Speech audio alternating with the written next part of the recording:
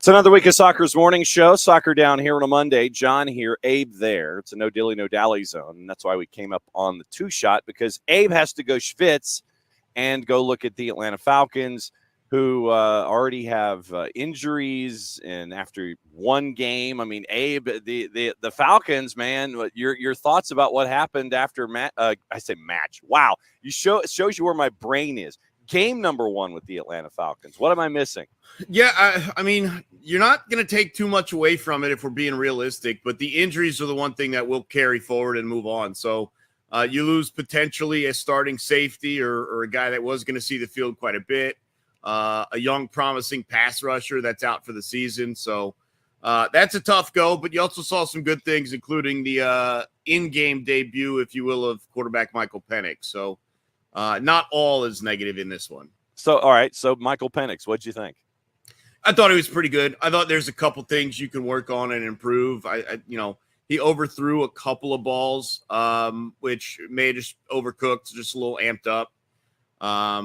But other than that, I thought he's accurate. He makes smart decisions, and he'll build from it. So, yeah, it looked pretty good. Okay, and traditionally when we talk football, that's the OSG sports side of things. When we talk college football, and that's for another search engine over on the other side of the family. But let's get into what's on our minds when it comes to soccer, because that's where we are. It's Soccer's Morning Show.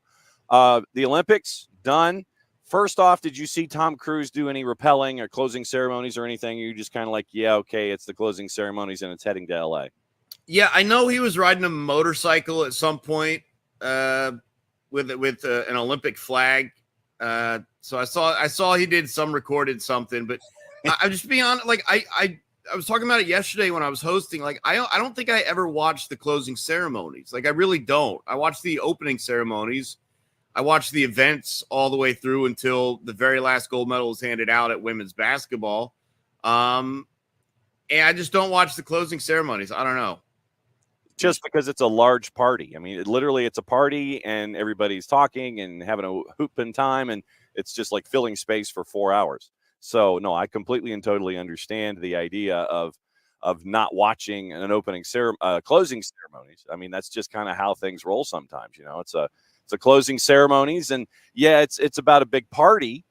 But, I'm kind of with you. It's just kind of like you get to see folks wander out and you got people holding flags. And so, I mean, opening ceremonies, I get. Closing ceremonies, I feel like they don't put as much thought and preparation into it as they do the opening ceremony. So, like, all the good stuff is going to come at the front end. So, I don't know. Maybe that's just me. No, I mean, I think that there's some merit there. It's like, yeah, it's a party and we'll just kind of ad-lib our way through it. Soccer, how much of Olympic soccer did you watch, knowing that you're having to juggle your football duties and 92.9 duties and everything? How much of the Olympic soccer tournament did you watch? Yeah, I mean, certainly with the women's soccer tournament, when the U.S. were playing, I didn't miss any of their matches. I can't say that I watched too many other women's soccer matches that didn't include the U.S. I did watch a little bit of that. I think it was Brazil-Spain. But I watch a pretty fair amount of the men's, albeit a lot of times on mute, just because I had other sports I was watching at the same time. But I watched a pretty good amount of the men's.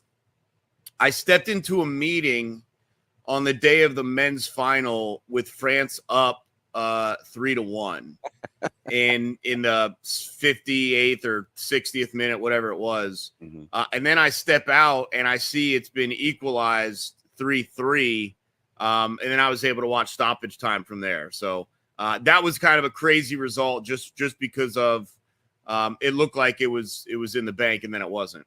And so folks that were using their juice boxes and trying to see how they could help themselves with the tournament are realizing that Abe needs to either come out sooner from his meetings or stay in his meetings to find out what happened with all of this.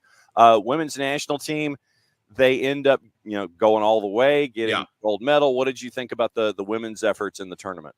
Well, a couple of things jumped out at to me, and the newly anointed trio up top, the triple espresso. Yeah.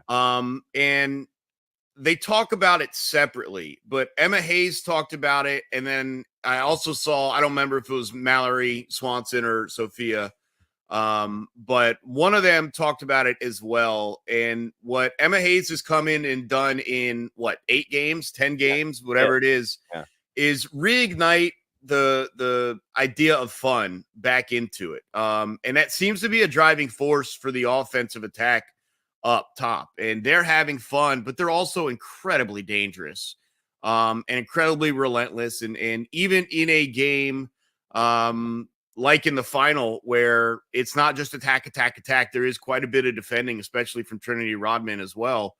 They found moments to be incredibly dangerous. And so it looks like it could be a fun little ride under Emma Hayes. And so I really look forward to it because, yes, I expected them to win, but they looked relatively comfortable and dominant as well. Alyssa Naher and goal also. It's just like, all right, is it really okay to do what you can do on the front end and control the game through the midfield? You have one of the best defenders in the world in Germa. And then you just bring Naher in there. And it's like, if you don't put this thing upper 90 with, I mean, it's like, if you have any chance for me to save this, I'm going to save it. And she obviously had an incredible kick save in that win against Germany and a couple of good ones against Brazil as well. So she's just a stone rock back there, which certainly lets the team have a little more fun, be a little bit more dangerous. Yeah, we'll catch up with Bart Keeler from the Soccer for US POD coming up in hour number 2 and go a little bit more in depth. But let me ask you this.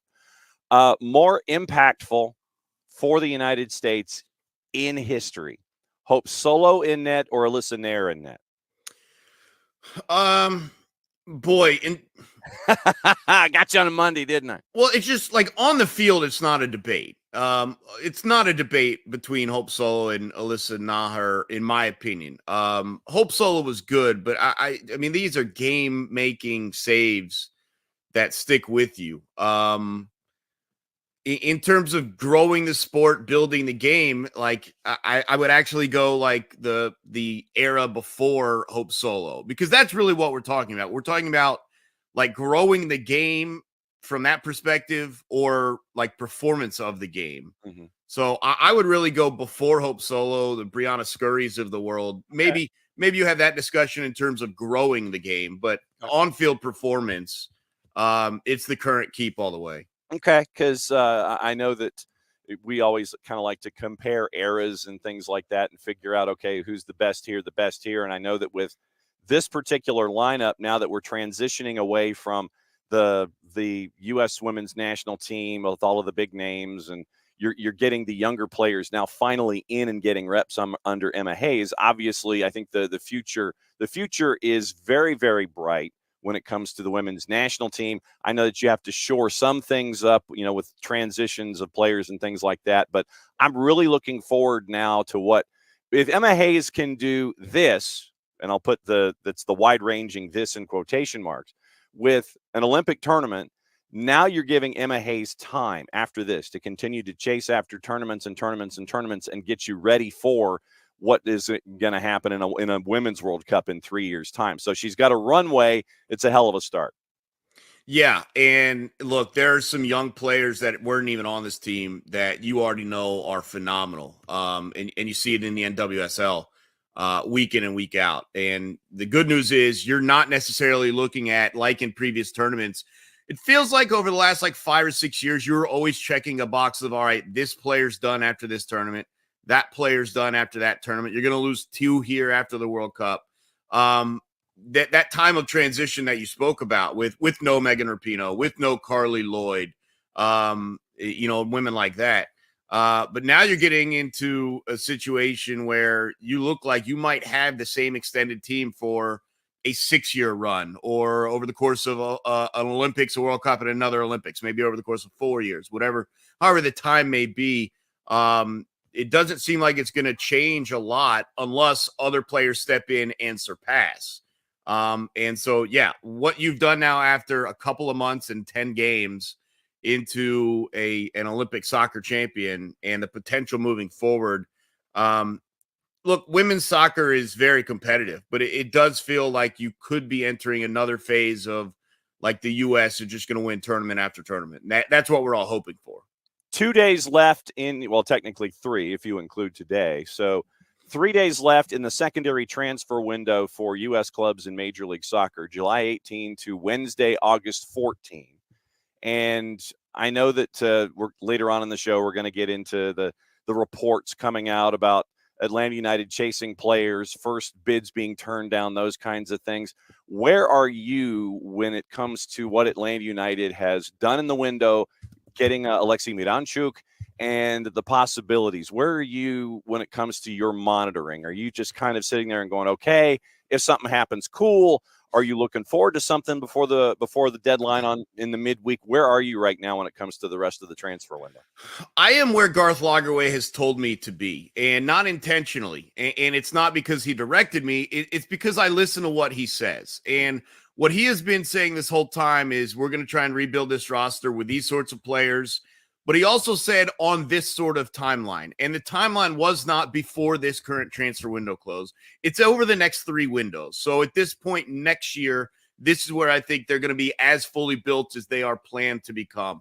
So right now, I'm kind of in the mindset of, all right, I don't think they're going to bring in the other DP at this moment. I think they're going to move with the Miranchuk. They're going to see what else opens up around the world and try and maximize what they can do with that spot, but that money as well.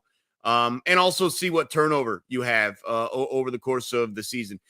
For whatever reason, it always feels like MLS teams don't change that much. But if you look at it, most teams do have like 5 or 6 new starters every single season. I think it's going to be the same situation for Atlanta United. There obviously are some players that have not worked out or have regressed that you might look to maneuver away from. And so I kind of have heard him multiple times say over the next 3 transfer windows, and I keep that in mind, that they're not going to force a third DP in right now. Now, that doesn't mean that they stumble onto something and it happens.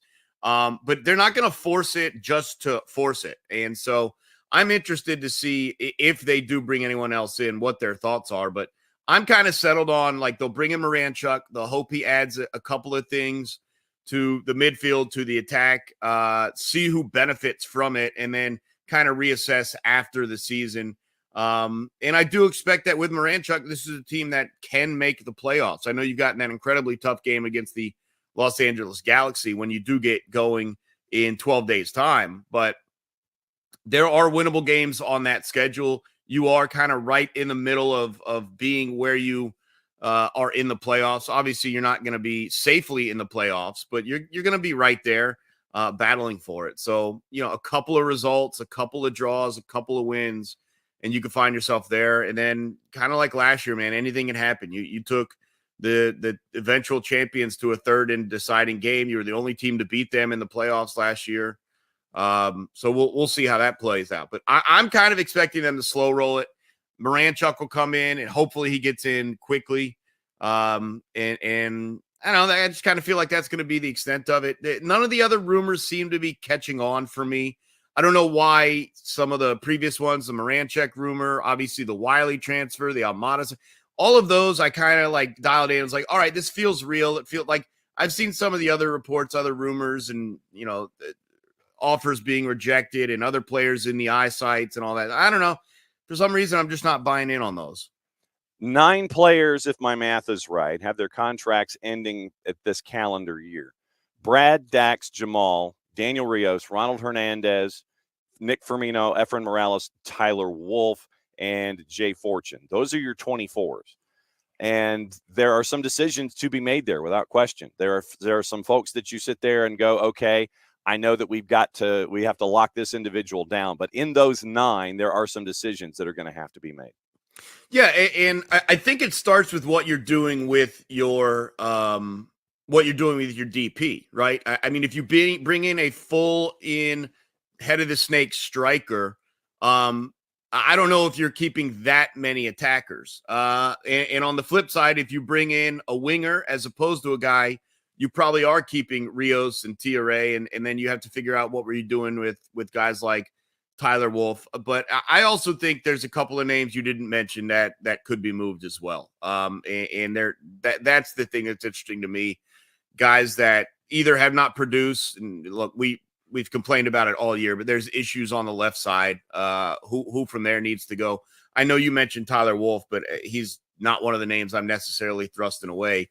I mean, if I look at it from that perspective, a guy like Nick Firmino, who's just kind of hidden in terms of opportunity, if you think you can help him out and find him a better role elsewhere, maybe you do move on from him. But even that is like with good intention. It's not like we don't want this guy here anymore. It's just like, hey, man, like we know you're trying to be a pro soccer player and we're not, it's not there for you here. Let's try and get you into what you want to be elsewhere. And I know a lot of teams don't operate that way, but sometimes you see those moments.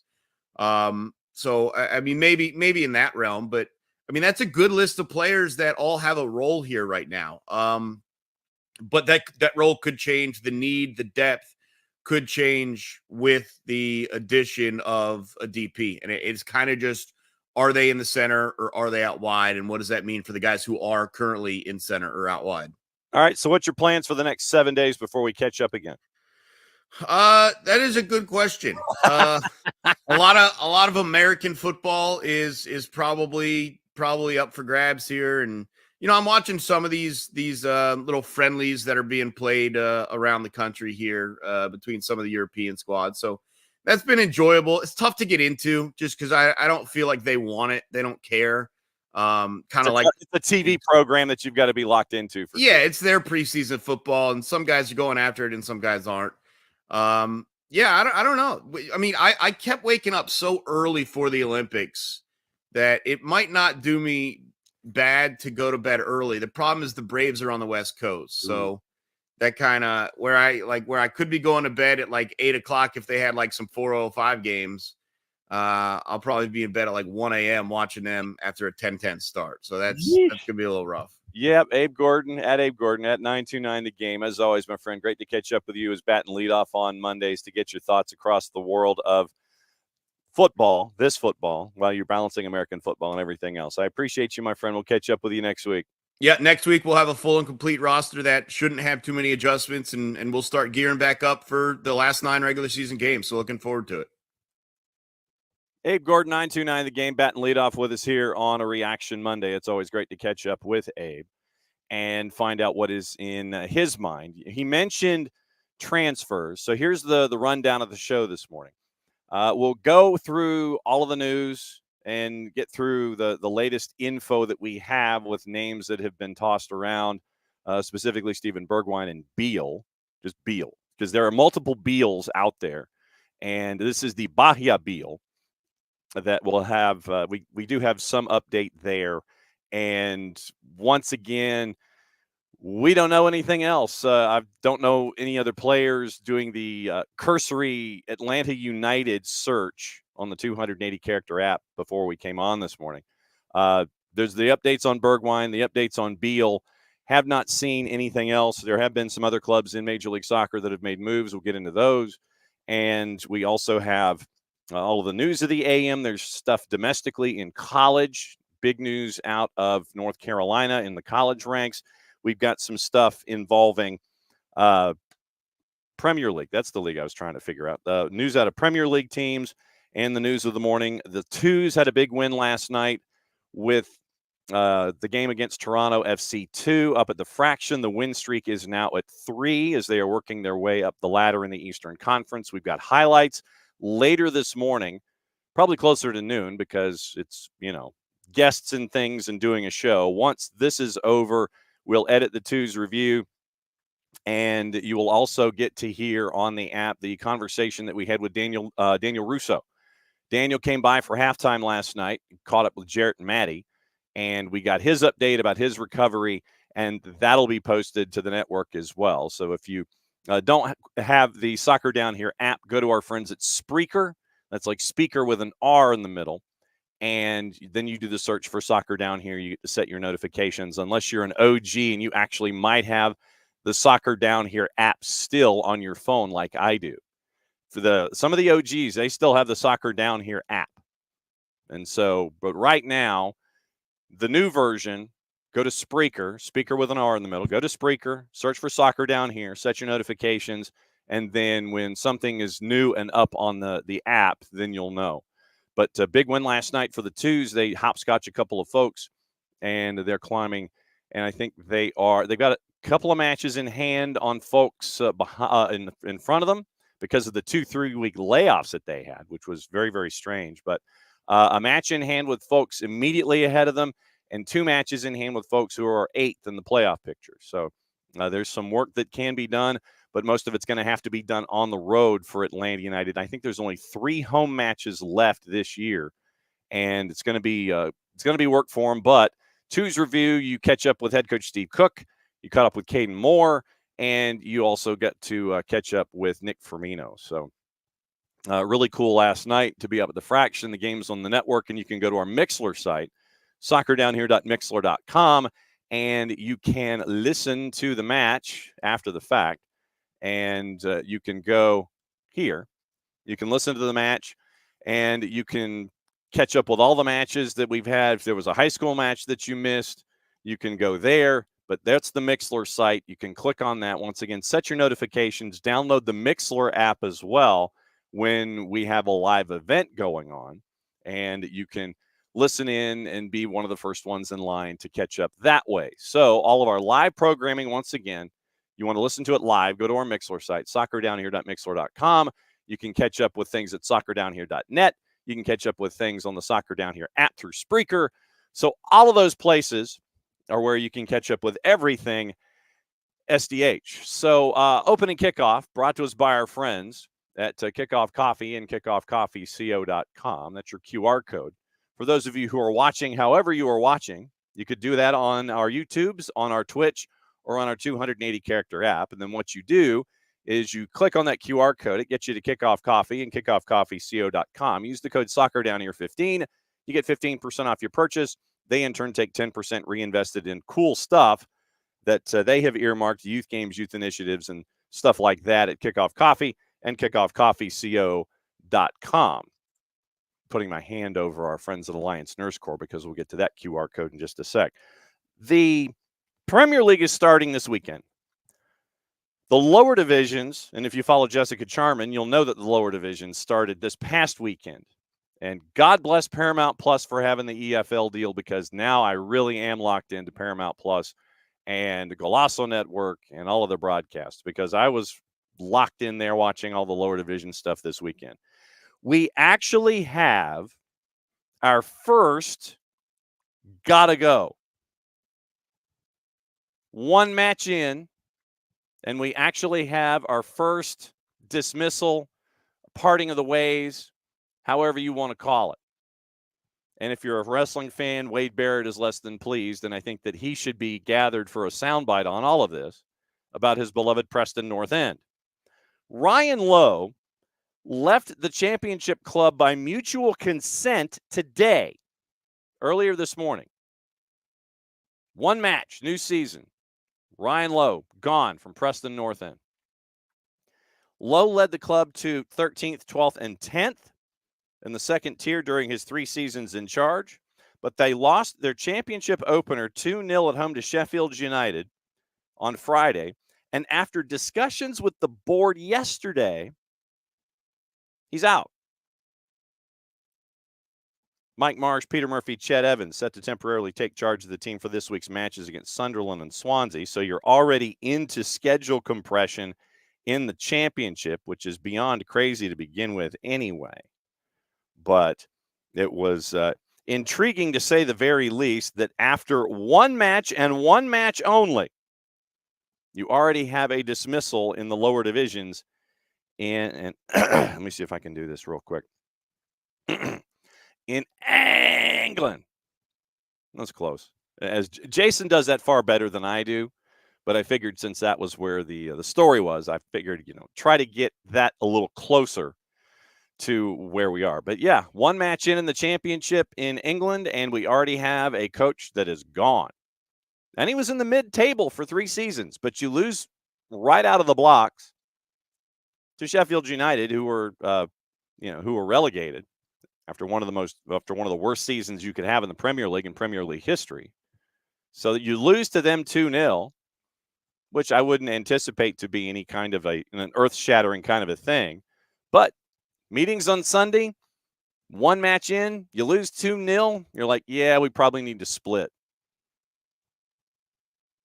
P&E is going to have an interesting season. Already they do. But now where do you go? All of these matchups that are left, I think 45 matchups are left. Or, yeah, I think it's 40. Yeah, home and away, 24, 23, 20. 45 matches to go in the championship. And you've already got a coach that's out the door. Whew.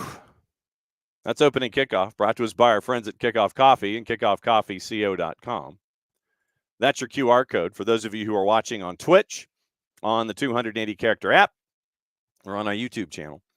And what you do is you click that QR code, you go to Kickoff Coffee and kickoffcoffeeco.com, and you use the code Soccer Down Here 15. You get 15% off your purchase. They in turn take 10%, reinvest it in youth games, youth initiatives. Very, very cool stuff from our friends at Kickoff Coffee and kickoffcoffeeco.com. Now to our friends at Alliance Nurse Corps. And once again, over 30 years of experience in the nursing profession. If this is a direction that you are looking to go with your career, hit this QR code from our friends at Alliance Nurse Corps. Your next nursing job waiting for you. Hit that QR code, and then when they ask, how'd you hear about us? You say SDH. So thanks to our friends at Alliance Nurse Corps. Thanks to our friends at Kickoff Coffee. Thanks to our friends at Kaiser Permanente, all the sponsors that we have here at SDH that make us, or that give us the opportunity to go out and do all the things that we do on a daily basis. And thanks to all of y'all for being with us on a daily basis. But Alliance Nurse Corps, Kaiser Permanente, Kickoff Coffee, that's what gets us rolling here in the morning. But we've already had our first goodbye on the year. Speaking of goodbyes, I know that a couple of pieces of news kind of drifted through the weekend, and we'll catch up on that.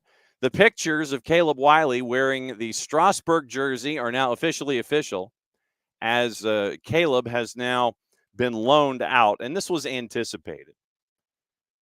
Caleb's loan to Strasburg was anticipated, so it is through the 25 season, and the club to follow at RCSA _English.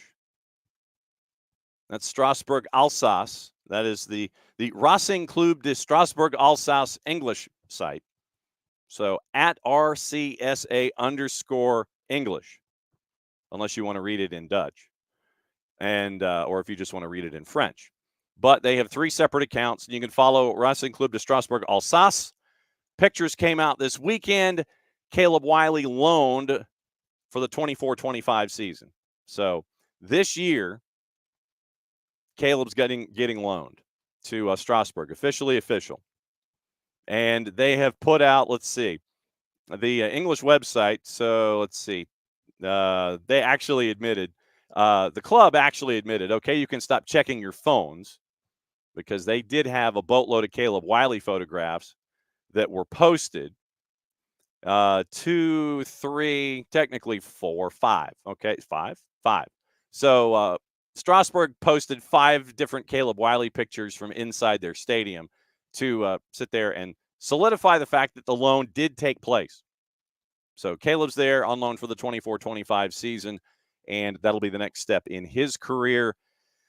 We're thinking about some things. So, but yeah, so Caleb Wiley is officially official for Strasbourg on the loan from Chelsea for the 24-25 season. There have been a couple of names that have been tossed around here. Once again, we talked to Abe about the transfer window, and we have until Wednesday if something is going to happen. Like I said, we'll get into the other transactions that other clubs have made in Major League Soccer in just a little bit. But the deal with the players that have been mentioned so far, Steven Bergwijn obviously was mentioned, and there are, I don't know how do I phrase this, websites that have their sole purpose to report on a club. Headline about Steven Bergwijn: Ajax expects Bergwijn to leave. Club has already lined up possible replacements. So Ajax has been less than pleased with Steven Bergwijn. Has a contract until the middle of 2027. Ajax is assuming, according to some reports, that Bergwijn will be leaving this summer. Alex Crows, the technical director, has already been lining up replacements. But here's the situation with Ajax, just for context. That Ajax would want to sell Bergwijn, not a shock. Give them room to maneuver in the transfer market. They have to sell so they can bring players in and bring in more money. They can't just sit there and bring in players first. They have to sell first, get that revenue, and then move it on to bring in other players at Ajax. So Ajax is a seller. They are a seller in the marketplace. So right now, and there's no other update from Leicester either, but according to reports, Ajax has to cut back 35% in salaries. They've got to trim their budgets. So they are a seller in the marketplace. Bergwijn, one of the biggest earners at Ajax, so his sale can give him space.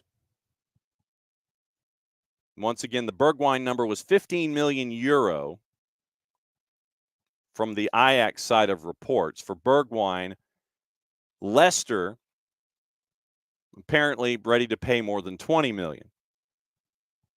But once again, we don't know what we don't know when it comes to any possible future rounds of negotiations or trying to bring in players, specifically Bergwijn. This was the end of the discussion last week before we all went on our weekends and we all did our things.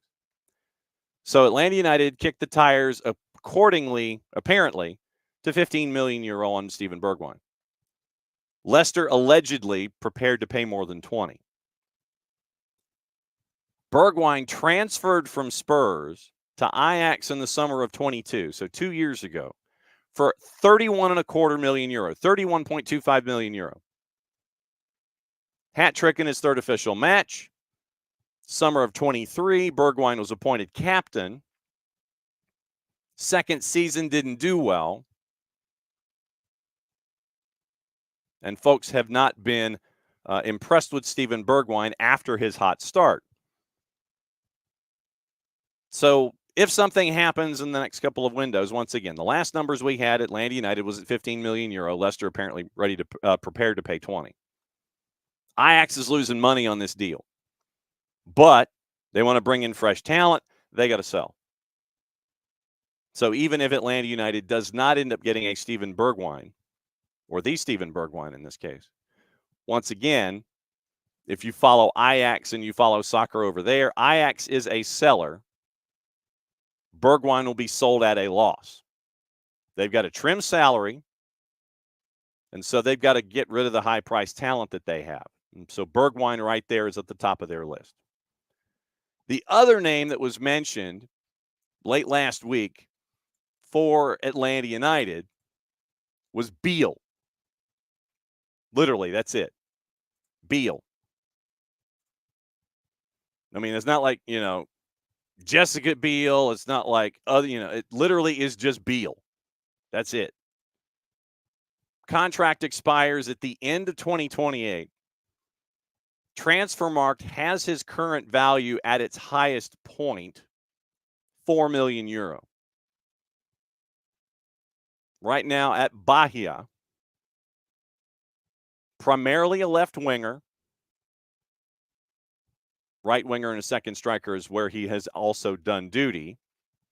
But he went from Fluminense to Grêmio on a loan, loaned back, and then moved for 1.6 million euro in 2023 from Fluminense to Bahia, and that's where he is right now in the Brazilian league. 20 matches in the Serie A, 4 goals, 4 assists, 42 matches played across all divisions in his career, 5 goals, 10 assists. So right now, and he's an April Fool's baby, born in 2001. So he's 23, primarily a left winger. The word was, from Gabriel Gomez and others, Kahemota as well, that Atlanta United came to the table for Beal not once or twice, but 3 times, trying to bring Beal from Brazil to the United States, below the amounts that the Brazilians wanted. 4 million euro by Transfermarkt, and Atlanta United apparently came to the table 3 times. The last offer was for 8 million, twice his value, and Bahia said no. Pachuca is also dialing up Bahia and asking about Beal. Made contact, and Atlanta in turn 3 formal offers to executive director Cadu Santoro, and this is from our friends at Globo, and they're one of the big dogs down in Brazil.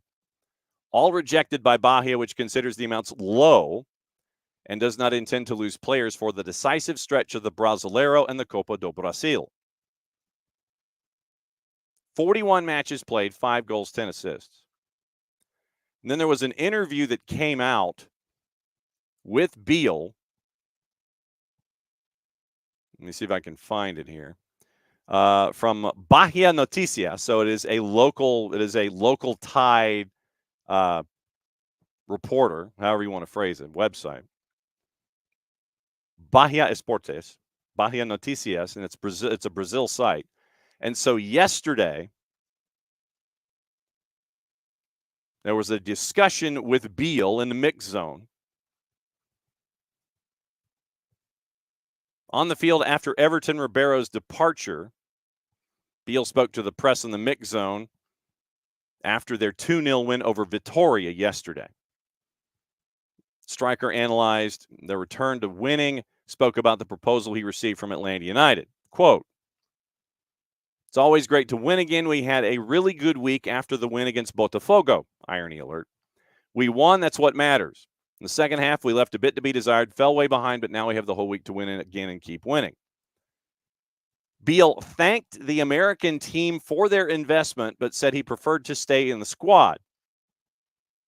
So if you put 1 and 1 together, it looks like Bahia, at least on the surface, knowing what we're about to discuss, quote, "Man, I'm really happy with the offer. I think my work individually is flowing, but I always told Cadu Santoro, the Bahia sporting director, that I'm doing really well at Bahia. The club loves me and the fans support me too, and that was one of the reasons I stayed. I have a growing daughter, and moving to another country now wouldn't be good for me. And I told Cadu that I wanted to stay. He gave me the confidence to stay. Grupo City supports me, believes in me, so I preferred to stay here." And that was what Beal said in the mix zone yesterday after the win that they had against Vitória. So Bahia goes a month without winning. They get a win yesterday or over the weekend against Vitória. And so after Botafogo and Vitória, they now have a lot of confidence. But apparently, according to Beal in the mix zone yesterday, it might have been a situation where Bahia wanted to put a price tag on him to where you would sit there and you're going, you want to outprice the market. You want to put that price tag so high by comparison that anyone who's interested is kind of like, they kind of turn their nose up and go away. But now we have more of the details, at least from Beal. Like I said, that's just Beal, as to why he would not be coming to Major League Soccer A, or possibly to Pachuca B, because he has a growing daughter and wants to stay rooted where he is. Totally get that. So let's see if this stays the way it does. Does a club come in at some point and give you the offer that Bahia can't refuse? Although Atlanta United apparently coming in at 8 million with a transfer market value of 4 million euro. You know, you're paying above the alleged market value for Beal, and that would have given you someone on the left-hand side for a little variety. But Beal, with a growing daughter and a young daughter, basically was like, I want to stay rooted with my family here, and we'll see once again how that plays out as we go. So Beal apparently staying at Bahia in Brazil. Bergwijn on the market But right now, once again, we don't know what we don't know. Did Atlanta United, or is Atlanta United chasing after the $15 million bid that they gave for Bergwijn, with Leicester allegedly wanting to offer 20, knowing Ajax is going to be taking a bath on this financially, considering that they spent 31 and a quarter, and they will be getting Steven Bergwijn at a loss. But they want to kind of minimize that as much as possible, knowing that they've got to cut their books by 35%. So you look at Ajax, and we do this live. And so Ajax Amsterdam in the Eredivisie has a total market value of 254 million euro with their players. Man. Okay, so they've got to cut 35% of that budget. They got to cut 35% of the budget, and you look at, like I said, I'm going down an Ajax rabbit hole here just because that number of 35% is somewhat of a stunning number. So anyone that comes walking in the door, let's check market values here.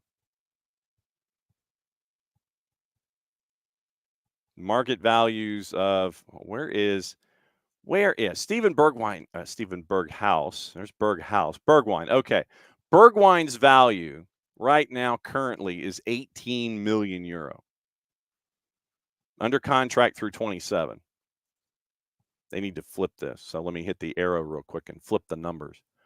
But Steven Bergwijn right now brought in at 31 and a quarter and only worth 18. So if you look at market value, take that for what it's worth. Leicester a little above market value, Atlanta United in the ballpark. They have, let's see, 2, 4, 6, 8, 9 players of 10 million euro or more. Chuba Akpom, who was picked up from the lower divisions in England, one of the bigger names. But yeah, Steven Bergwijn.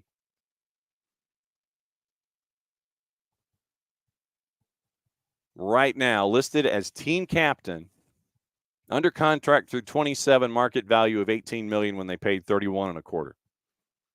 So they're trying to get as much value back as humanly possible. 9 players with value in double digits.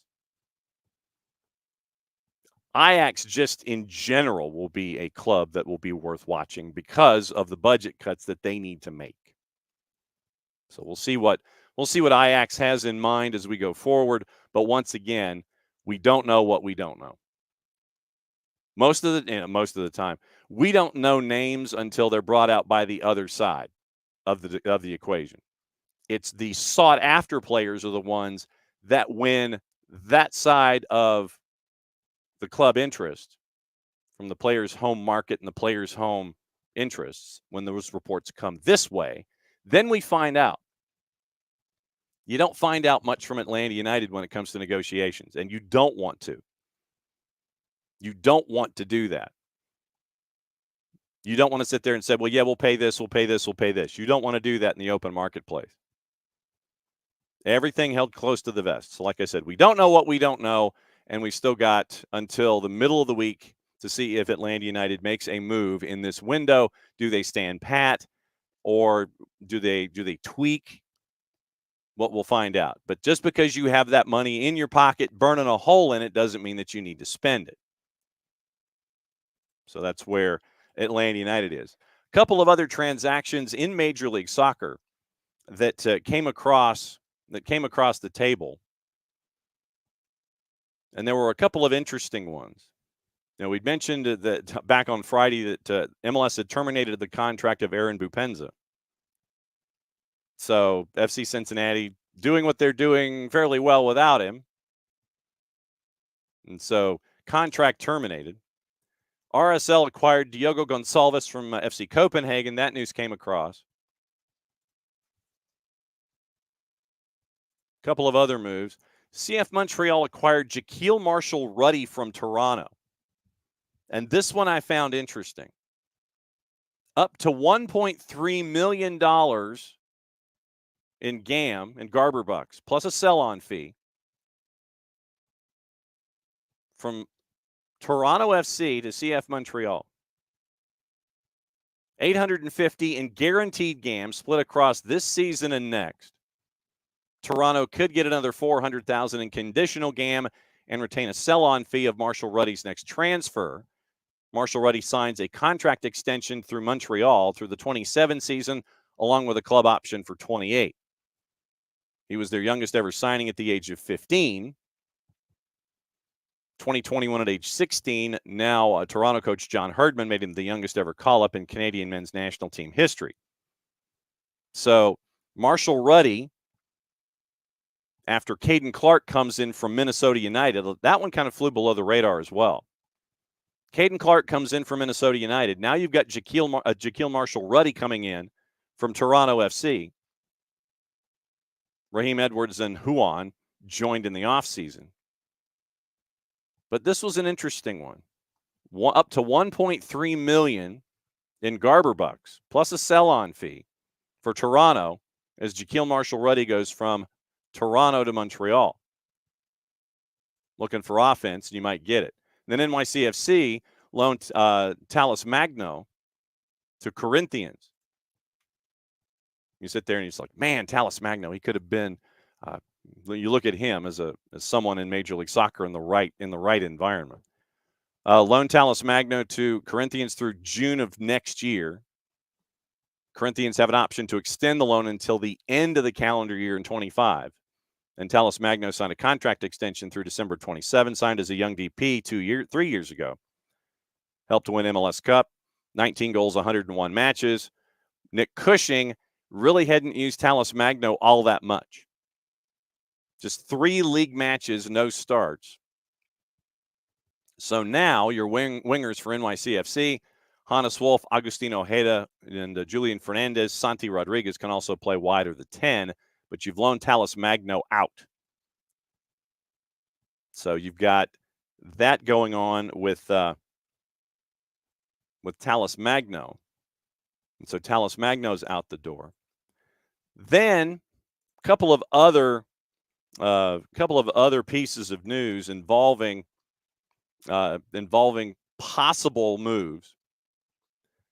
Stade Rennes has agreed to a fee with RSL for Colombian winger Andres Gomez. And that was first reported by sources out in RSL at El Show RSL. Agreement in the ballpark of $11 million plus $2 million in add-ons. And Gomez is having a great season.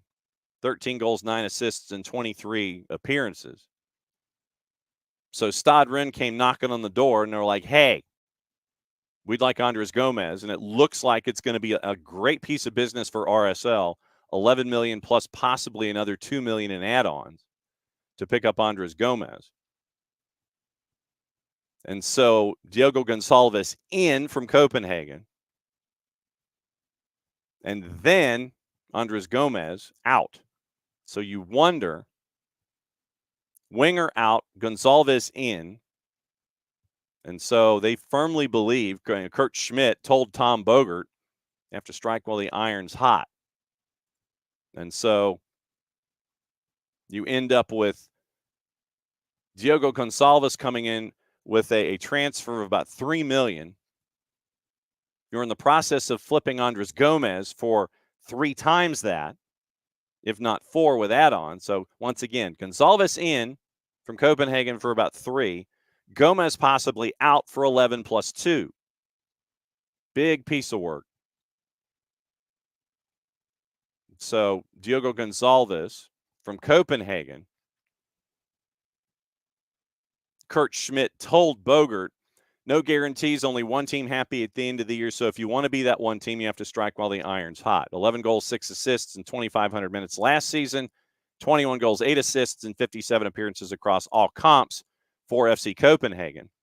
98 appearances for Benfica before moving to Copenhagen, former Portugal Youth International. Won a title with Benfica and one for Copenhagen. Schmidt likes his football IQ. Game model has been less free and more specific than it has been in the past. and Diego has the ability to understand different roles. So Chicho Arango, Diego Luna, adding Gonzalez, Andres Gomez possibly being sold. So we'll see what happens with RSL going forward. Orlando is trying to chase after a Norwegian international, Heine Gickling Bruseth from Kristiansund, youth international midfielder, 20 years old, 37 appearances, but it looks like that one has fallen through. And interesting piece of news, the Galaxy might cash in on a Barcelona transfer if Julian Araujo ends up going to Bournemouth. Deal could land in the region of $11 million. The original transfer, you'll remember, Araujo to Barca. Barca paid $4 million, but the deal included the significant sell-on clause. Galaxy might end up getting a couple of million off of that if Araujo ends up going to Bournemouth. And remember, Bournemouth's got some money in their pocket to burn because of the Dominic Solanke move to Spurs. So once again, a couple of pieces working their way through and through and through. Then Fabrizio Romano reported that up I-85, there was an interesting move that was placed yesterday or over the weekend. And when Fabrizio Romano is the one that is dropping the knowledge on moves that are happening attached to Major League Soccer, it looks like Charlotte might be dropping $8 million to bring in some offense. And obviously Fabrizio Romano, a very, very busy man. And I'm having to scan to go back down to the article and figure out, I want to get the specifics right before Bart comes in and we have the discussion about everything that goes on with the national team. We'll have those discussions coming up in just a little bit. So Calvin Stings, it looks like an $8 million transfer. Stings to Charlotte. And so keeping an eye on that.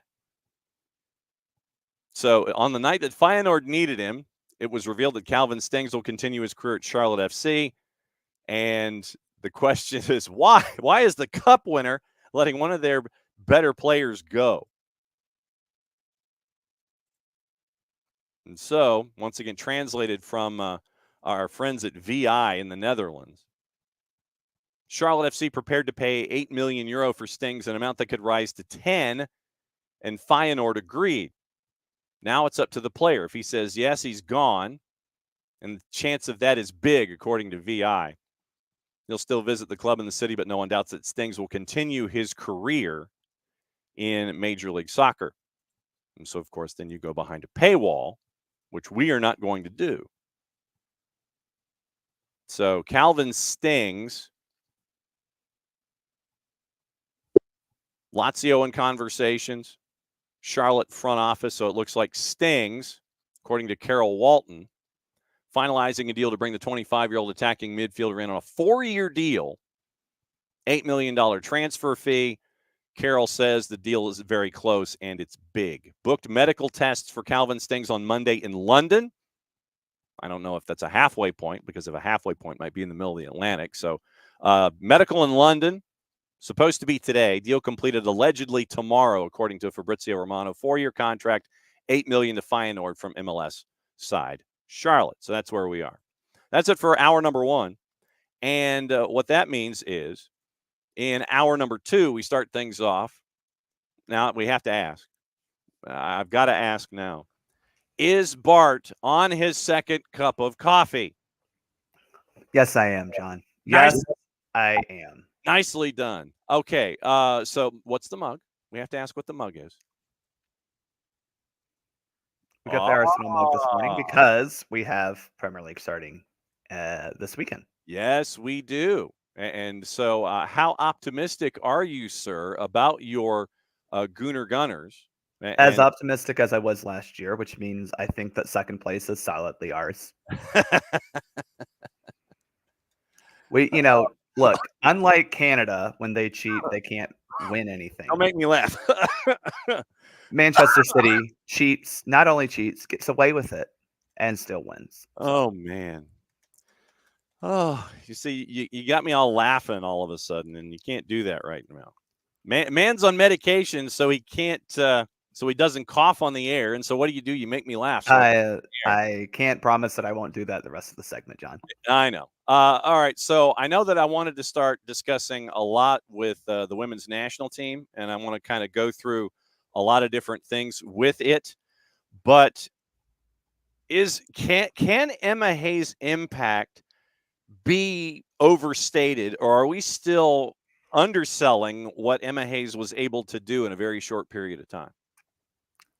I think I'm going to go to both extremes on this. Sure. The first is that Emma came in and provided a better framework for these astounding athletes to play in. She revitalized the confidence this team should have, this team needs to have in order to win. And I think that in itself is what ended up making this team so successful. On the flip side, this team has been talented all along. The talent on this team has never not been there, despite what some people say. And we'll talk about that when we get there, because I have a rant prepared for these people who tried to kill us off left. Man's got a rant. Look out. That's what Mondays are for. But this team has always had talent. This team has always had world-class potential. And a lot of that also comes down to the players for believing in themselves, for finding in themselves the greatness that they've always had and being able to execute. So it's a lot on Emma, but I think to put it squarely on Emma negates the greatness these players have within them and all the hard put into making themselves phenomenal soccer players and true champions. You want to go ahead and do your rant? John, the reports of our death were greatly overstated. Greatly exaggerated. The rumors of our demise were false, to be quite honest.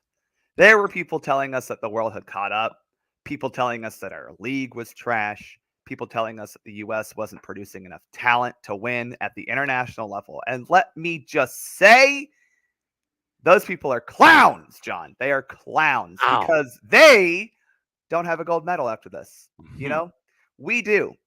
We have the gold medal. They're still trying to say that, oh, well, NWSL actually isn't that good. And, you know, the U.S. only won 1-0 in all three of their knockout games. You know what you did not do? You didn't win a gold medal. So you need to sit down, close your mouth, and recognize that the U.S. women's national team has been, is, and will continue to be the standard bearers for this sport. And without the women's soccer team, the U.S. women's soccer team, most of these women who in other countries are enjoying great success, higher pay, better infrastructure, better facilities. It's not possible without the U.S. women's national team. And y'all wanted to write us off. You wanted to write off this program for being washed. Why? Because of one bad tournament. Well, Spain had a terrible tournament by their standards. They didn't even medal. They look bad in the group stage. No one's writing them off. They just want to see us fail because they cannot accept that the U.S. is actually good at this darn sport. And they don't want to admit that the U.S. can play with talent that involves not just technical skill, but athletic ability. And they don't want to have that in their brain. I don't want to just look at the Europeans because I think it's a lot on them, but everywhere else in the world trying to knock us down, saying, oh, well, you know, the world's cut off. You're never going to win another international tournament. You are wrong. And you look foolish. And they're not apologizing because they're too proud for that, because they're darn Europeans who think they've invented every single thing that this planet has ever given us. So sit down, close your mouth, and show some damn respect to the greatest team in the universe. Oh, man. No doubt. Fired up this morning, John. We got our fifth gold medal. Fifth gold medal. Yep. 5. 5. One more than 4. 5. On the way to no 6. other team has done it more than once, John. I mean, Canada, Germany, and Norway, they got one. They got one. Yes. So and Singular. one is on the way to 5, but you got to add another You have couple. to add 4 more. And on top of that, we've only not medaled at these games one time, you know? So that's the thing is like 2016, okay, you had a bad tournament. You know what you did in 2019? You won the World Cup. 2023, you had a bad tournament. You know what you did? You won gold in 2024. This is what this team does. They win. And to go back, that is something Emma brought in. She brought in the culture of winning that these girls needed to remind them of their greatness because they are great and they have the talent to win. I mean, the post match presser where she's sitting with Lindsey Horan, and Lindsey Horan just becomes emotional listening to what Emma Hayes has to say about the whole process. I mean, that's to have that kind of impact early. That says something. I mean, and Emma's interview with Mike Tirico, where she is starting to break down about what America has given to her. Mm-hmm. All of these full circle moments coming together through interviews and press conferences and what have you, I think it opens a bit of a window as to what you've seen in a very short period of time. And I think, again, it's important to recognize the impact Emma had on this team. But I think Emma, I feel like she just felt like this is the job for her, right? Because what she did at Chelsea was fantastic. She built from scratch a program that is now, the beacon of that country in that league. And by the way, I will say, like the Women's Super League in England is, for my money, the second most competitive league in the world. I mean, you look at the amount of money that these clubs are actually investing in their women's sides. They have multiple teams that on a weekend well, I said multiple, like because Tottenham, Liverpool, they're starting to put in money. Villa, they're starting to get it. They're not quite on our level, but she did her job at Chelsea and in England, but now she saw this as an opportunity, not just to make $1.5 million a year, but to also resurrect a program that was at its lowest point. I mean, I think it's fair to say that this program after the 2023 debacle was at a very low point. But I think, again, the frustrating part, and if you listen to the Soccer for Us pod, if you listen to me talk here, if you listen to anyone talk about it, we saw the talent. These girls are talented. And mind you, we still didn't have our best selection. Like Katerina Macario was missing this tournament. Like there's still talent to be found in the U.S. And the fact that Emma recognizes that, but saw that the mentality needed to be reforged, is, I think, her greatest accomplishment during the not even feels like she's not even been around for, I think it's 10 games now she's been around. She finally hit 10 in the gold medal match. So 2 handfuls of games she's been around, and we're already at heights that this was a phenomenal tournament. Beating Germany twice, which I don't think anyone wants to talk about that for some reason, but you beat Germany, who, by the way, gets a bronze medal on their way to kind of resurrect. It took them getting an NWSL goalkeeper to get back to that level. But it was a masterclass of motivation, of team building by Emma, and then a masterclass of talent on the field by the women. And I think if you talk about one or the other, you're not understanding what it takes to build a champion. And in the sport of soccer, last time I checked, you have to put the ball in the back of the net. That is generally how you win. Yes, John. Okay. So if you have unless you're Atlanta, and you also let the net a lot. Unless you have an individual who stands in front of the device that you are supposed to put the ball into to have offensive success. Yep. And there's an individual who has that particular occupation for the U.S. women's national team. And by all indications, she's pretty damn good at her job. Where would you put Alyssa Nair when it comes to the pantheon of the discussions of goalies not just where the U.S. women's national team is concerned, but I guess we'll go ahead and open it up to this solar system or any other solar system that we're talking about. I can't think of a goalkeeper that has been on as solid, spectacular, whatever adjective you want to use, a solid run of form that we've seen from Alyssa Nair. And it's outright obscene at times what we see from her when it comes to her ability to keep the U.S. in matches. She goes full-blown starfish to make a big save in the tournament. Yeah. And, it's insane to see what Alyssa Nair is capable of doing. And her teammates finally got her to smile after a tournament. I mean, it's like, what the hell's the world coming to now? Well, I mean, look, you have to first start with the fact that Alyssa Nair is the first woman to record a shutout in both an Olympic and World Cup final. And I think that is where you just kind of have to start with the narrative, because I think it's very true that Alyssa has been part of some truly great teams. It's really hard to compare eras because, first off, I think when you go back to the OGs with Brianna Scurry, who has a gold and a World Cup, by the way, as does Hope Solo. So all of these keepers that we're going to talk about have achieved some pretty darn good accomplishments. But I think Alyssa is doing it, one, as the most doubted number one the U.S. women have ever had, right? I think everyone knew that Bri was the number one, and then, Hope Solo took over in 2007, and despite Greg Ryan deciding to be stupid for a match, Hope Solo was the number one. I still can't get over that. I want to talk about one of the dumbest things that a man's ever done. But I think what you're seeing now is Alyssa Nair is doing this in an era where, and this is the truth of the matter, is the world has elevated its game and there's more contenders than ever before. But Alyssa Nair kept 3 shutouts in a row en route to a gold medal against Japan, Germany, and Brazil. 3 teams, especially, Germany and Japan, World Cup winners.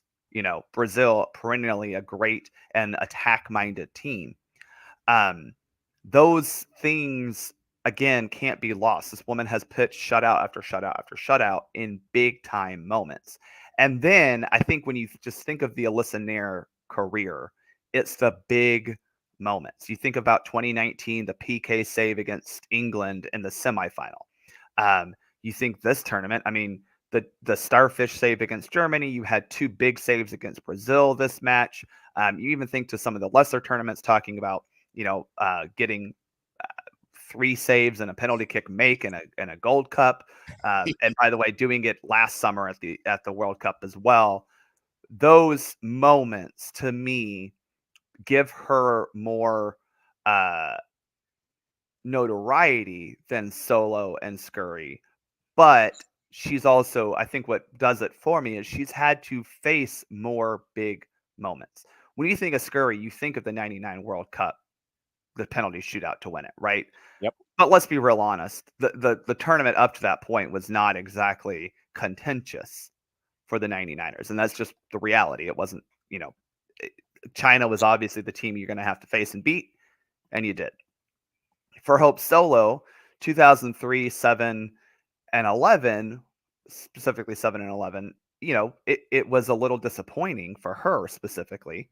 But again, the amount of moments she had to face outside of the final weren't really that numerous. So when you look at Alyssa Nair and how she's had big moments in every tournament she's played in, how she's had big moments that helped her team win just about every tournament she's played in, I think those things you have to really look at and go, this woman has accomplished something that others before her haven't. Not saying that Hope or Bri couldn't do that, because we don't know. They weren't facing the same level of competition game in and game out. But the fact that Liz has been able to do it in these tournaments against stiff competition, to me, says a lot about her and her, what should be her narrative and her story. So a moment like this. And now she takes third. Still can't believe Her tipping onto the post in the World Cup knocked them out. A chance for redemption. Nair into the bottom corner. This is the Alyssa Nair game. Oh my goodness. Sayings 2 steps up. Last second opens up their hips, slots it into the far corner. What a penalty kick that is. So that moment, and maybe this one. This could end it. Jessie Fleming, the Canada captain, taking on the responsibility of leading this new era in the women's national side. The game at her feet. Save for a third time by Nair! She saved 3. She converted 1. Alyssa Nair has almost single-handedly sent the United States into the Women's Gold Cup final. So stuff like that? Is that Stuff like that, John. Stuff like that. And again, I just think that when you think about her career, she just has more big moments. Now, don't get me wrong. Hope Solo has some big moments. I mean, 2011 specifically, you go and you beat Brazil in a penalty kick shootout, mainly because of her heroics as well. But yeah, I have to just give Alyssa Nair so much credit because she's doing it against stiffer competition game in and game out, and she's been able to come up with those big moments. Mm-hmm. Yeah. So it's been fun for those of us who get to cover her on a daily basis. And you just kind of I don't know if not being surprised anymore with stuff that we see. It's like, yeah, okay, that fits. You know, everything you see something, and the incredible almost becomes normal and accepted right now with Alyssa Nair. I mean, I think that again goes to the testament of how good she's been. And how reliable she is. Her teammates don't have any doubt in her. I think a lot of the fans might, but her teammates clearly don't. And she's proven time and time again why she deserves to have the faith and trust. I know specifically I've been saying we need to move on from her for a while, and that's nothing against her. It's because of looking at her age and wondering if she can be there for 2027. But Casey Murphy hasn't done anything to prove that she belongs there yet. No offense to Casey. She's been good, but hasn't shown that. That said, Alyssa never really showed that until she got her chance. And I think that's something that I will give credit to Vlatko a little bit is he allowed Casey to play more frequently. If you remember, I think one of the reasons why Alyssa Nair was so not untrusted, but we were skeptical of her is because Hope Solo played just about every damn match from that 2007 World Cup until she was cast off in 2016. I mean, she had a good decade of being the number one, and Liz didn't play. She didn't. I mean, she got her first cap in 2014, but she didn't hit double-digit caps in a year until 2017, and that was again right after Hope Solo had whatever you want to say. She was dismissed from the team in some way, shape, or form. Yeah. So again, I think when you look at it, it just was a matter of we weren't sure. Because we had this great keeper in Hope Solo, who also, by the way, a very different person from Alyssa Nair. Mm-hmm. Hope Solo will tell you that she's great. Yes. Alyssa Nair will credit her teammates. And I'm not saying either one is wrong. I'm just saying they're different, you know? So I think that is something to note too, is that Hope Solo's personality played into her aura. But also the fact that she was the starter for so long. And then we got Alyssa Nair and we were like, how does this translate? She's done phenomenally. I mean, again, 2019, you get a Women's World Cup, you get a shutout in the final. 2023, none of the problems, that was not an Alyssa Nair issue, right? I mean, you got to remember, Alyssa Nair conceded 1 goal the whole damn tournament. You know? And that was an unsavable shot against Netherlands. And, you know, that's impressive. She got shutouts against Vietnam, Portugal, and Sweden. You know, we still, people don't want to admit it. We didn't lose in 2023. You know, we may have been knocked out in a penalty kick shootout, but we didn't lose. And Nair still saved penalty kicks in that. And to this day, you can't convince her she didn't save that one that they said was over the line. Technology. What it is. So it's hard to compare eras, but I think you just have to understand Alyssa Nair had more big moments because she's faced more big moments and she's come up on the good end of those more often than not. Naomi Girma obviously reinforced the fact that she is the Secretary of Defense, and to get high praise instantly in a tournament from your coach, that, once again, not necessarily a surprise, but we had some behaviors and some thought patterns reinforced with this women's national team as well, not just on the back line, but all the way through. Girma is, I think Emma Hayes said it best. She's the best defender she's ever seen. I think she's the best center back I've seen in the women's game. And I mean that sincerely.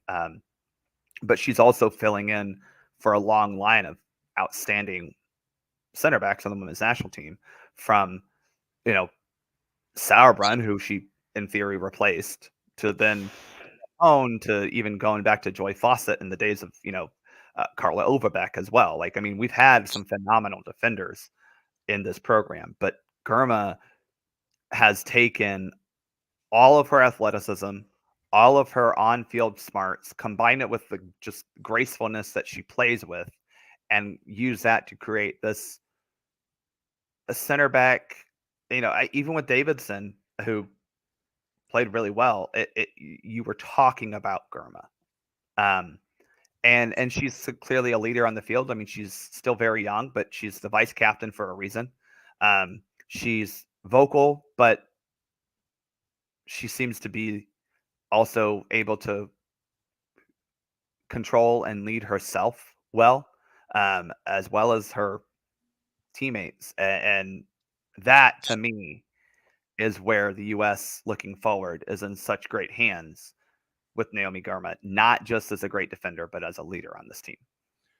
Who else, other than Triple Espresso or the Trident or whatever nickname you want to give it, who else for you in this tournament reinforced a thought pattern going in that coming out, we were like, yep, okay, so this is a consistent thought pattern from those of us that cover, not the reactionary, good, bad, oh my God, you suck, no, you're great, you suck. Oh, yeah. I got to be honest, I don't know if there was anyone who reinforced anything other than Girma and Triple Espresso. And I think, well, no, I think maybe Emily Fox reinforced that she's a really good defender. Don't expect her to contribute much to the attack. Mm-hmm. I think Coffee reinforced that she is good at certain things. I still think it's fair that the U.S. does not have that Julie Ertz replacement. Granted, Julie Ertz is one of one, so yes. I get it. But I think that's the thing that gives me the most hope going forward, is there's still ways for this team to improve. And you look at the Trident of Death, the Triple Espresso, whatever one you want to use. They have the potential to even continue to improve. But then you add into that Cario type player, Jaden Shaw. We saw Croy Bethune. These are players who can elevate that and provide depth. I think that's the other thing when you look at this team specifically. There aren't a lot of key players, if not maybe two, that won't be returning for the next tournament, right? You're probably not having Nair as a starter. We'll see. She keeps defying age, but I think that's a question. And then Lynn Williams is unlikely to be a true contributor going forward, and that's just, again, an age question. We'll see. I think you have to look at also Rose Lavelle and Lindsey Horan and say, for Lindsey Horan, she had a not great tournament. Yeah, I think that's fair. So that was, I think, a lot of people who have been hating on her for a while will feel justified. But these people also seem to think that European leagues are better, and Lindsay's a leader for one of the best European clubs. So I don't know, John, the math ain't math in there.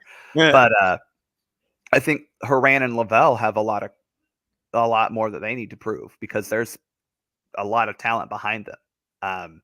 And I think that, to me, is the question I have coming out of this, is where do we plug in the young, talented players to make this team even better than what it was we saw this past, 3 weeks? At Barnabas Prime 19 at Soccer for US POD, hanging out with us as he always does to start hour number 2 on a Monday. You bring up an interesting point, because this is what caught the U.S. women's national team in the past, is that transition from the established stars to the young players that deserved that chance, that we all know at the time, insert player that you want to reference here, that deserved the opportunity, but they were roadblocked by the older established players. And so you don't have as many of those coming out of this particular tournament and heading down the road, but you still have those players, big name players, that have done your program well over time. And now, you have a new coach that's a part of this. And so this dynamic is something that we're going to have to navigate and see how Emma Hayes handles Lindsey Horan, Rose Lavelle, new players, old guard, that kind of a thing. So you're out of this tournament, but that seems to be, I think, one of her first challenges here. So I think one thing you have to understand, John, and as you know, the circumstances are different now. And I don't think we changed and adapted to this new circumstances quickly enough. Yeah. Where before this period of time, really since before 2020, the U.S. women, because of their CBA with U.S. Soccer directly, bringing in new players was hard. Because the way they had their CBA structured rewarded longevity, rewarded consistency in player call-up, because if you added new players and they got enough call-ups, then they all of a sudden started getting paychecks as well.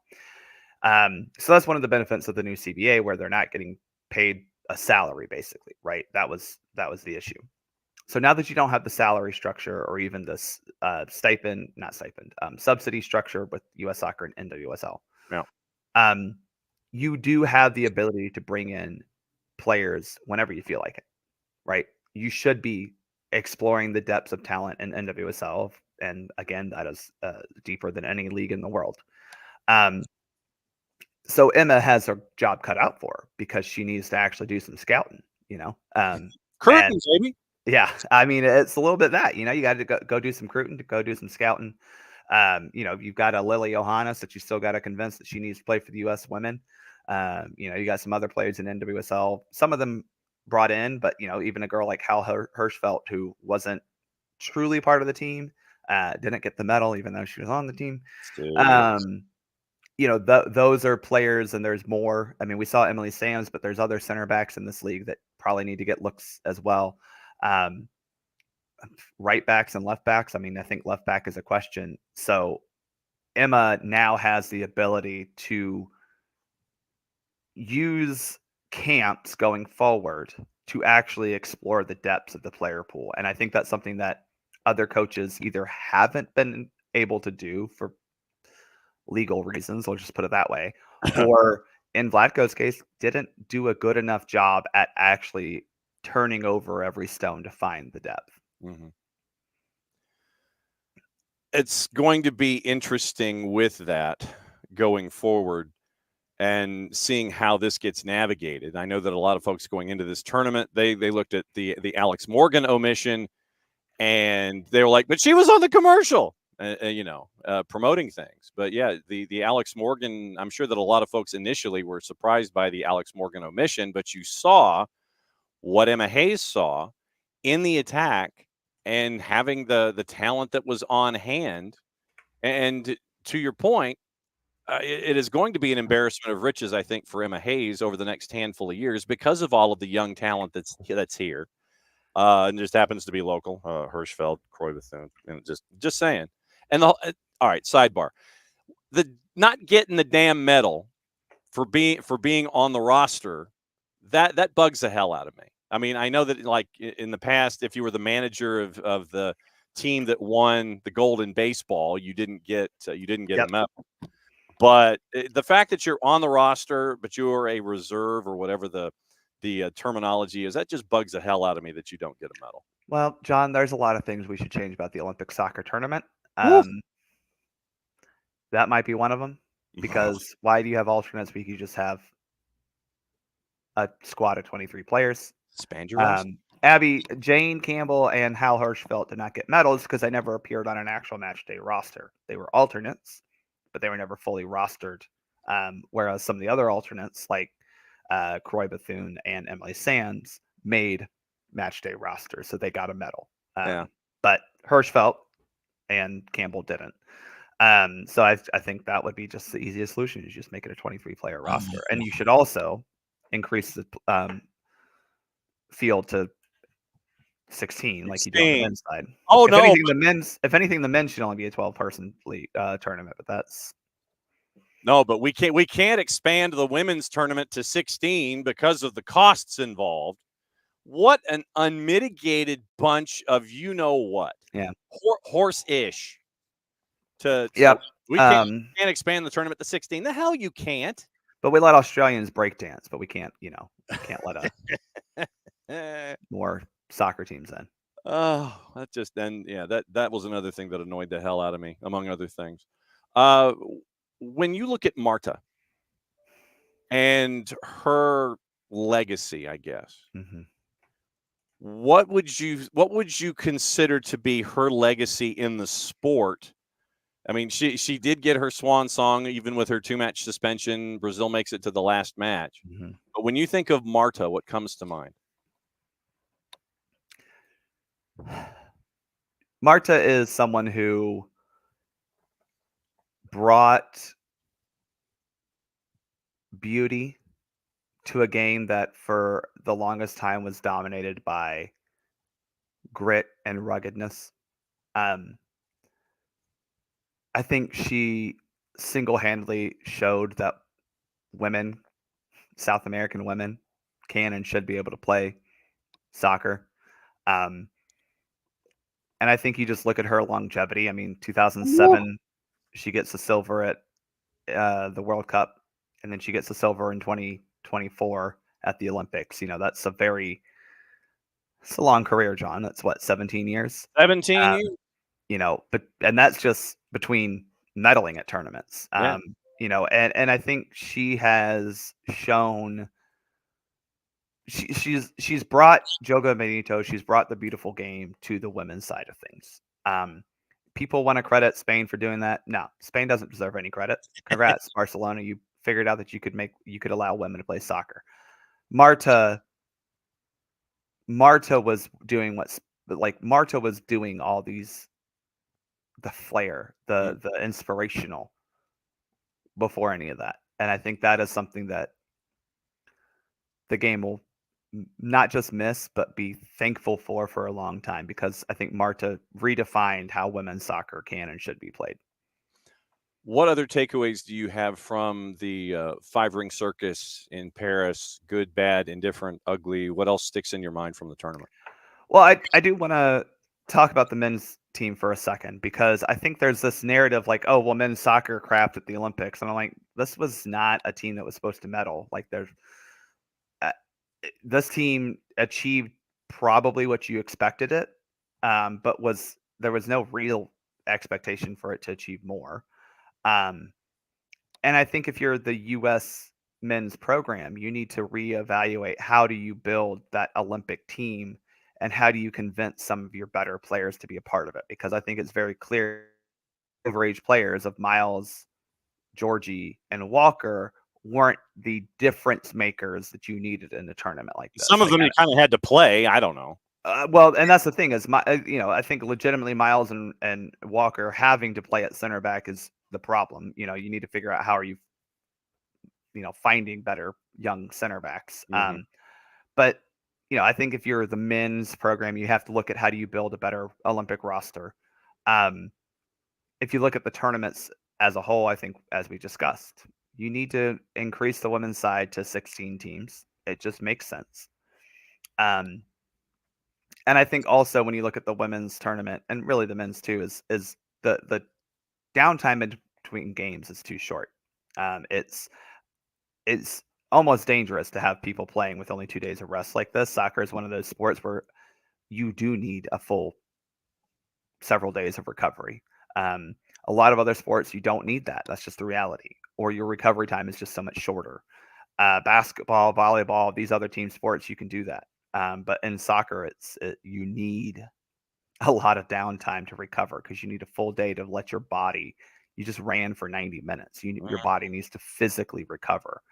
And I think that's something that as we go forward, you do have to also then wonder, and this is something that, hey, we just won our 5th, so I love it. But does the women's tournament need to be a fully overage tournament?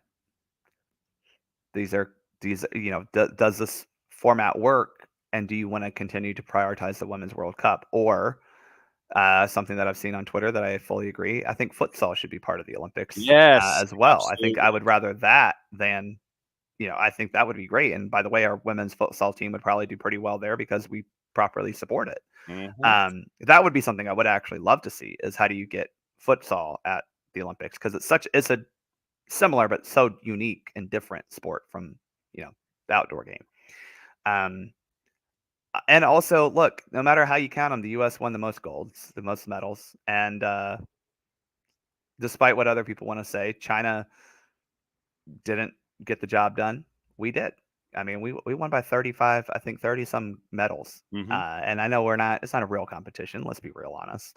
But it makes us feel good. And that's what matters. And the fact that we had multiple U.S. teams contribute to that medal count, teams, not individuals, but teams contribute to that medal count, is really awesome.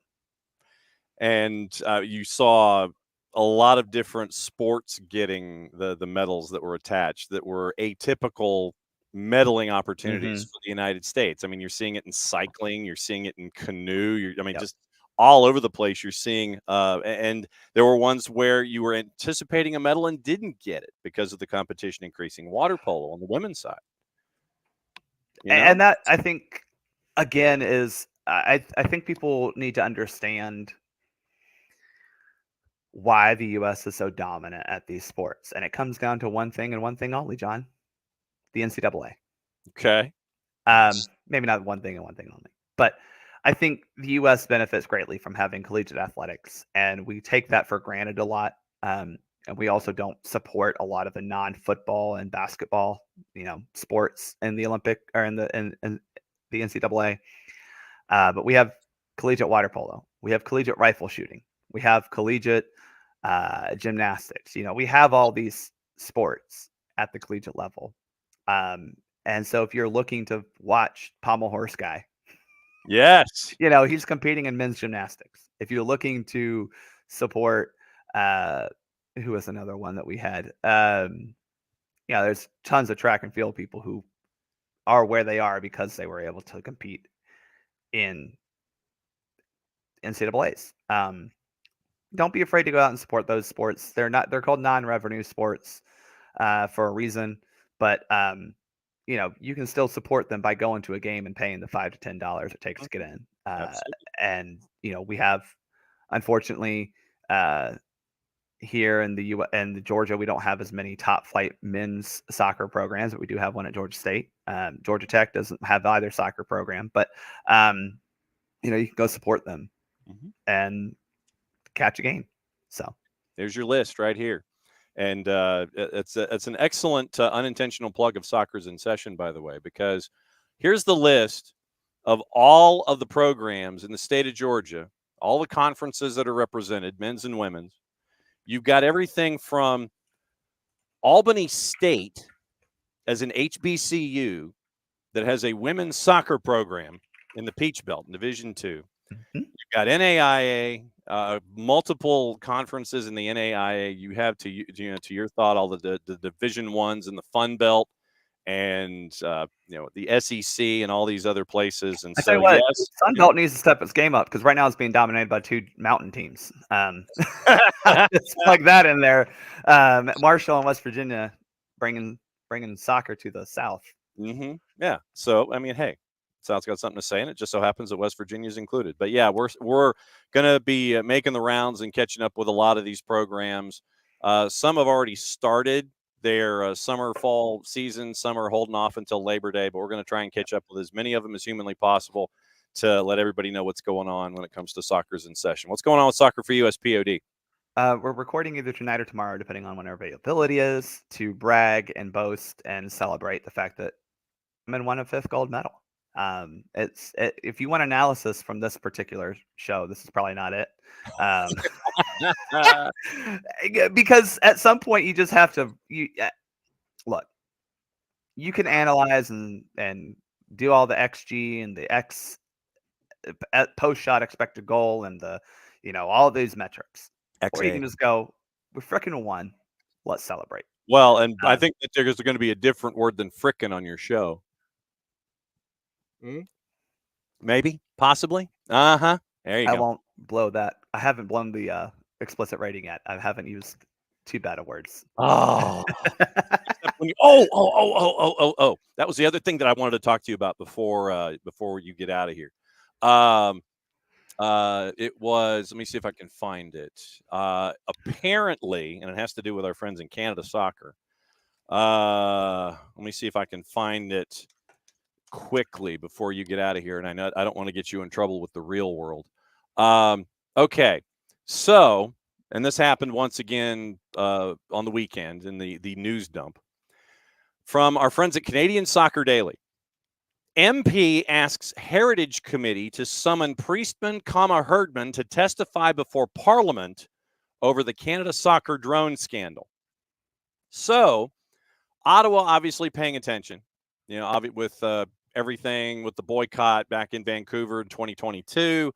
Then President Nick Bontis and the CSA board had the players in getting called to testify. Now, with the drone scandal, NDP Member of Parliament Nikki Ashton put forward a motion calling the leaders of Canada's national women's soccer team and Canada Soccer to testify before the House of Commons Heritage Committee. Quote, this goes far beyond this one incident, and it even goes beyond the women's soccer team. This is about Canada's reputation in soccer and about Canada's reputation in sport, the Manitoba MP, Member of Parliament, said in an interview with CBC.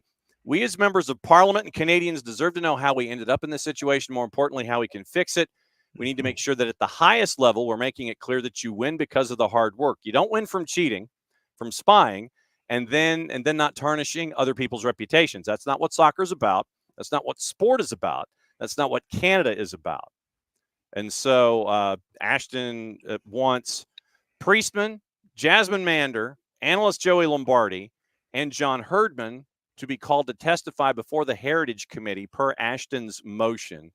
And so a Manitoban Member of Parliament is calling for folks to come to Ottawa so you can be talked to and grilled by members of Parliament. That's how mad folks are right now. Well, you're going to be officially mad now if you're getting called to Parliament Hill. I can't argue with the members of Parliament who want real answers about what happened. Because first off, if you're looking just at the women's team, then you're looking in the wrong spot, because clearly this has been institutionalized at Canada Soccer as a whole. So you need to call in the men's team and maybe the coach of the leading professional men's soccer team in the country.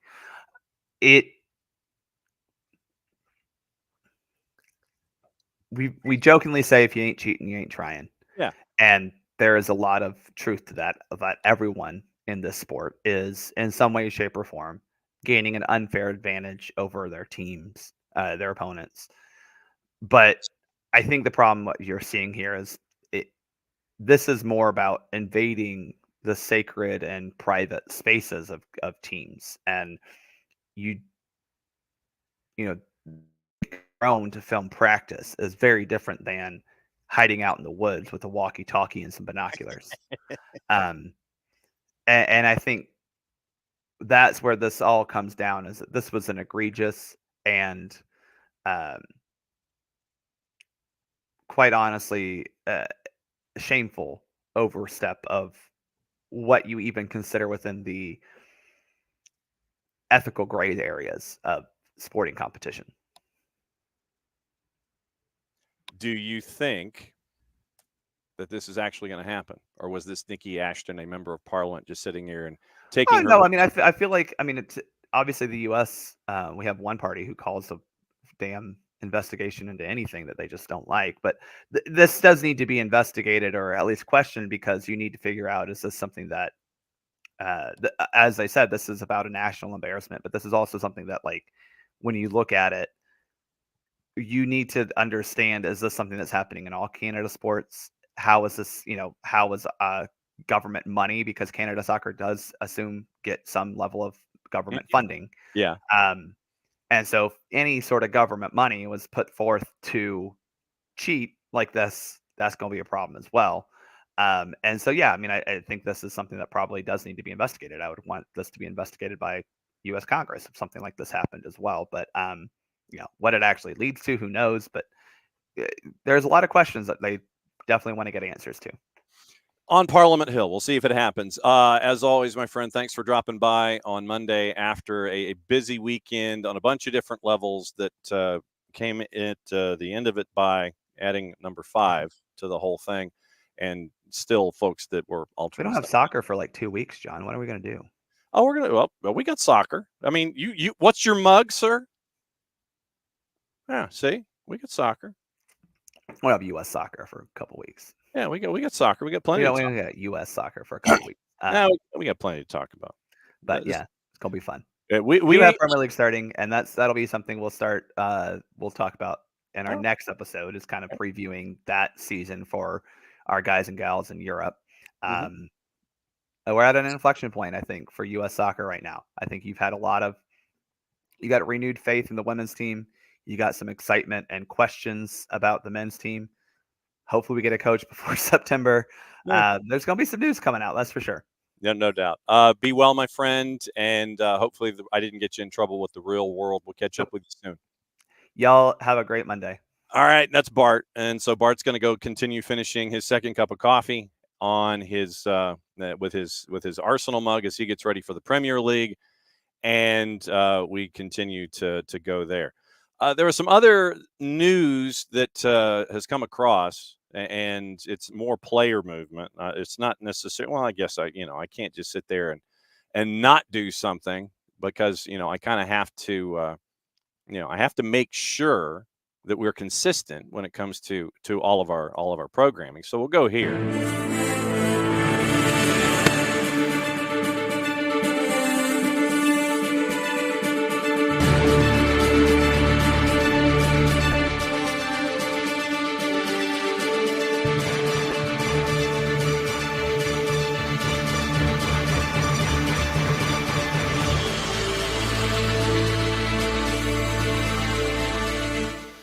You hit a button, and it's a Monday. I'll just say that.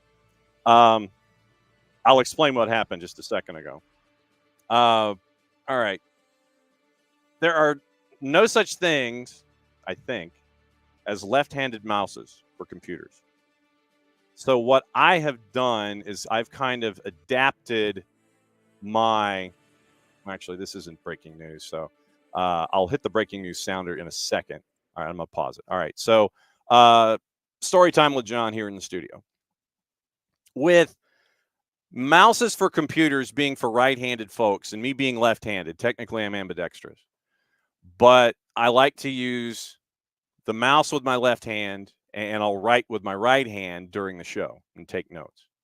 So the mouse that I have, it's on my left hand, and when I hit, there's a button on the mouse that starts everything back over, turns it into a reset and everything. So what I did was I hit that button, and it bumps me out of the studio because I'm an idiot. And so what happens is I dump, and then I've got to come back into the studio. So what happened was I hit that button, and it exited me out of the studio. Plain and simple. But that's because it's a right-handed mouse with right-handed knobs. And if you hit one of the knobs, then the whole thing just kind of goes kerplooey. So that's what just happened. Anyway, so back to the breaking news.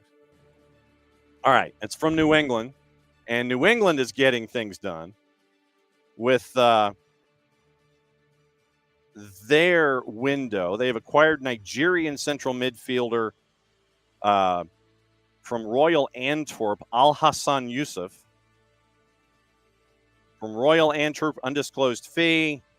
24-year-old using season-ending injury replacement mechanism. He's a TAM-eligible player, occupying an international roster spot, signed through the 27 season, club option for 28. He'll join the Revs pending the receipt of his P1 visa and his international transfer certificate. 3 years at Royal Antwerp, 3 trophies, including the Belgian Pro League Championship, Belgian Cup, named club's player of the month in August of 22. Champions League, played in all 6 games for Antwerp, a goal in his first start against Porto, assist against Barcelona. Paragraph from Kurt Onalfo, a couple of sentences that made up a paragraph anyway. Started at Göteborg from 18 to 21. Göteborg signed him to a professional contract as a teenager, 77 appearances in the Swedish First Division. So 24-year-old defensive midfielder, 200 senior appearances in Belgium and Sweden. So he goes from Göteborg to Royal Antwerp, and at 5'9", 145, the 24-year-old has transferred for an undisclosed fee from Royal Antwerp. So that is that's the news from player transfers this morning when it comes to Major League Soccer. Remember, we have until Wednesday to get things sorted out for all the clubs in Major League Soccer. So now the other news that I wanted to get into this morning, a lot of it coming from our friend Ben Jacobs across the pond. And so Ben is a must follow, at Jacobs Ben, by the way. And he's got a lot of the up-to-date transfer news and all that kind of stuff. So Ben, this morning, Samu Amorodion's move to Chelsea currently off following late complications. An announcement on the Conor Gallagher deal delayed to allow the Amorodion transfer to be finalized. The Gallagher deal remains on as it stands. Julian Alvarez has traveled as planned. And so now the pictures are being made with Julian Alvarez and his Atleti jersey. All parties now urgently working on a solution. One option is Joao Felix returning to Chelsea. According to Fabrizio Romano, Atleti need to outgoing to finance Alvarez. Jorge Mendes is in London traveling for the Pedro Neto announcement. 6 minutes ago, Atleti confirmed that Alvarez has joined from Manchester City, €75 million plus a €20 million package, signing a 6-year deal. So that's on. Chelsea's Diego Moreira closing in on a permanent Strasbourg move for around $2 million with a buyback. Transfer leaves the loan spot to Strasbourg open. Chelsea's still keen to send Georgi Petrovic there. So Strasbourg, and they released the actual signing of the contract and video this morning in the handshake of Caleb Wiley in the Strasbourg front office. So it looks like Wiley from Chelsea to Strasbourg, Moreira on a permanent to Strasbourg. Chelsea still keen on sending Georgi Petrovic to Strasbourg with the beginning of the Ligue 1 season coming up this weekend. So very, very busy involving Georgi Petrovic and all of the movement of the deck chairs within the Chelsea multi-club system from Chelsea to Strasbourg. Also, it looks like Newcastle made a third offer from Mark Gahey, according to Keith Downey at Sky. Bids closer to Crystal Palace's £65 million valuation. Gahey is keen on the move. Ipswich have an interest in Calvin Phillips. Manchester City's open to offers. Genoa set to sign Brooke Norton-Cuffy for an initial £2 million, another $2 million in add-ons. Fees all agreed, given permission to undergo a medical this week. Matisse de Ligt and Nusser Mazraoui both are now at Carrington for their Manchester United medicals. We mentioned Ryan Lowe leaving Preston North End. Mikey Moore signs his first professional contract with Spurs after turning 17 on Sunday. Moore's future was never in doubt despite links to PSG and Real Madrid. Earlier this morning, Joao Felix keen on returning to Chelsea. Villa are aware of his preference. Talks ongoing with a deal for around €50 million possible. And so once again, Chelsea could give a route back for Joao Felix back to Stamford Bridge. Amorodyon currently being offered to several clubs, including Bournemouth, Villa, and Leverkusen. Bournemouth and Villa haven't initiated the contract, aren't currently working on a deal. Leverkusen held an interest prior to Chelsea, agreeing to a fee with Atletico. West Ham and Al Ahly are still in talks over Kurt Zuma. Deals agreed to, but the medical highlighted a pre-existing knee issue, leading to further talks. Still a willingness to get the move done. The Amorodyon deal, terms not fully agreed despite a $40 million fee with Atleti in place. And Chelsea, once again, now looking to sign maybe Joao Felix as a part of all of that deal. De Ligt and Mazraoui both on their way. De Ligt deals with 45-5. Mazraoui is 15-5 with Aaron Wan-Bissaka leaving for West Ham. Deadline for registration. And Thursday at midday to be eligible for selection to Fulham. We mentioned Samu Amorodion, and Atleti was prepared to sanction a sale. Let's see. Desiree Doué expect to make a decision on his future this week. PSG already made their pitch via Nasser Al-Khelaifi. Bayern pushing hard as well. Both bids to Rennes in the similar numbers. So we'll see what happens there. That is gossip, rumor, and innuendo with all of that. Let's see. What was the other? There were a couple of other things. Oh, one had to do with the women's team, because Bart mentioned the women's team and the Women's Super League, and that got me chasing after a story that Catherine Batt referenced in her line of sight. She does work for the 4-letter paper covering West Ham, the WSL, and the Lionesses. So she had a story. She had a link to a story, and it's in the Sunday Times about Sir Jim Ratcliffe and what he's trying to do when it comes to his investments for Manchester United.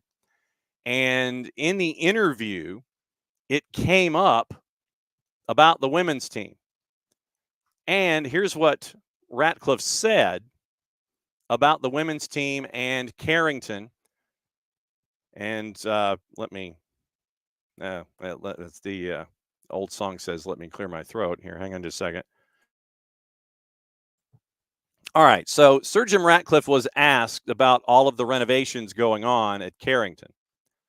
So article from the Sunday Times, he's already stumped up 10 million for much needed, tens of millions for much needed renovations at Old Trafford. As part of the refurbishments, the women's squad were relocated to portable cabins to make way for the men's first team, a move that drew criticism. Ratcliffe described the arrangement as pragmatic, in quotation marks, and lasting only while work was carried out at the Carrington Training Center, adding, quote, the men's team make £800 million. The women's team cost £10 million.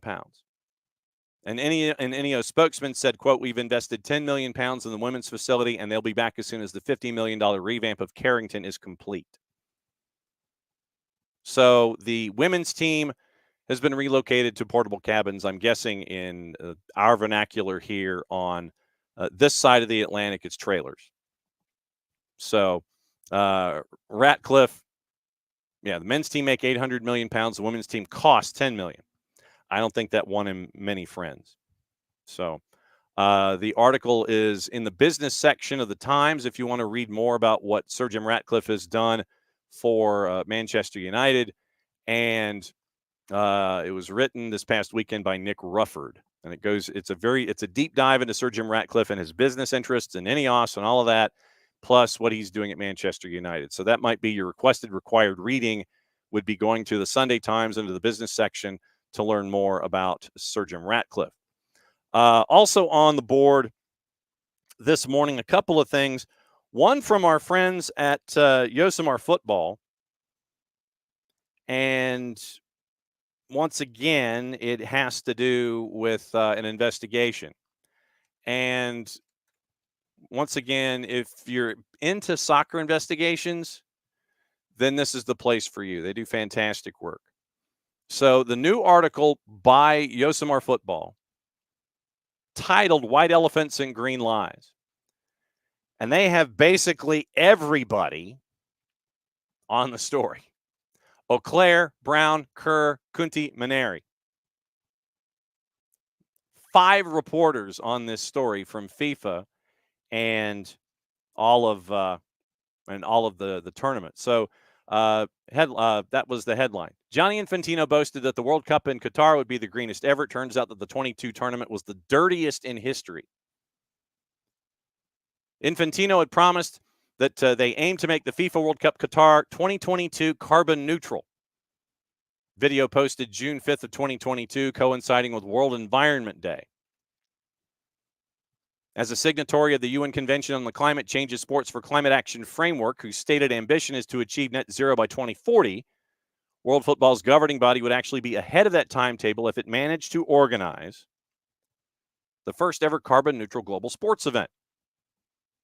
According to FIFA's assessment, Qatar had, quote, pledged to mitigate and offset all of the tournament's greenhouse gas emissions while advancing low-carbon solutions in Qatar and in the region, end quote. Preliminary analysis done by carbon finance consultancy South Pole at the behest of organizers in FIFA estimated Qatar's World Cup would generate a total of 3.6 megatons of CO2, 1.5 megatons more than Russia in 2018, the equivalent of the amount of greenhouse gases emitted by Iceland over a whole year. Took into account the emissions generated by construction, included building from scratch the 7 stadia. Not everyone was convinced by South Pole's math. World was assured that plans were in place to make sure the colossal zero waste, or so it was claimed, this is the wording from the article, venues built to welcome players and fans would not be left to rot in the sun, as so many reminders of the 21st century sports succumbing to folie de grandeur, a ruinous white elephant's graveyard. 2 of the stadia, Al Janoub and Amak bin Ali, would be resized in order to accommodate Qatar Stars League clubs. Another put at disposal of the Qatari women's national team. Then 974, which was built using disused containers, totally dismantled and offered free to another nation. And so you have all of the explanations and all of the stadia that are still hanging around. They get into Stadium 974 and its disposable nature. Construction of 974 generated more CO2 emissions than any other 2022 World Cup project, given the technical difficulties which had to be overcome. Dutch journalist Maximilian Rieger managed to set foot on the site December of 23, saw scanners wrapped in plastic film still standing where they'd been used by Qatari security to screen visiting fans a year before. Supposed to be used for training purposes, but whether this has happened or not is unknown.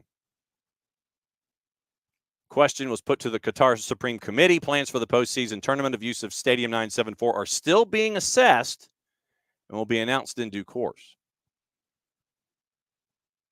So all of the credits, the carbon credits, to claim carbon neutrality, you purchase a carbon credit. If you say a project will cause emissions of a certain number of tons of CO2, all that you need to do is invest in carbon offsetting ventures intended to trap the same amount of greenhouse gases. And now environmental agencies are highly skeptical, not to say dismissive, about the true worth of carbon credits. So there's a mention of a tree and turf farm, and in July of 24, said tree and turf farm probably is at about 1/4 or 1/5 of its effectiveness when it was during the tournament. And so you end up also having FIFA going to court about the whole thing. So required reading from our friends at Yosemar Football, if you subscribe, is where the tournament in Qatar looks like it was the dirtiest in history, according to our friends at Yosemar Football. No real surprise.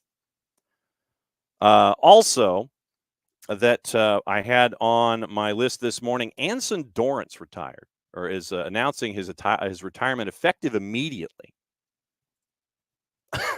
and so Anson Dorrance, after 43 years,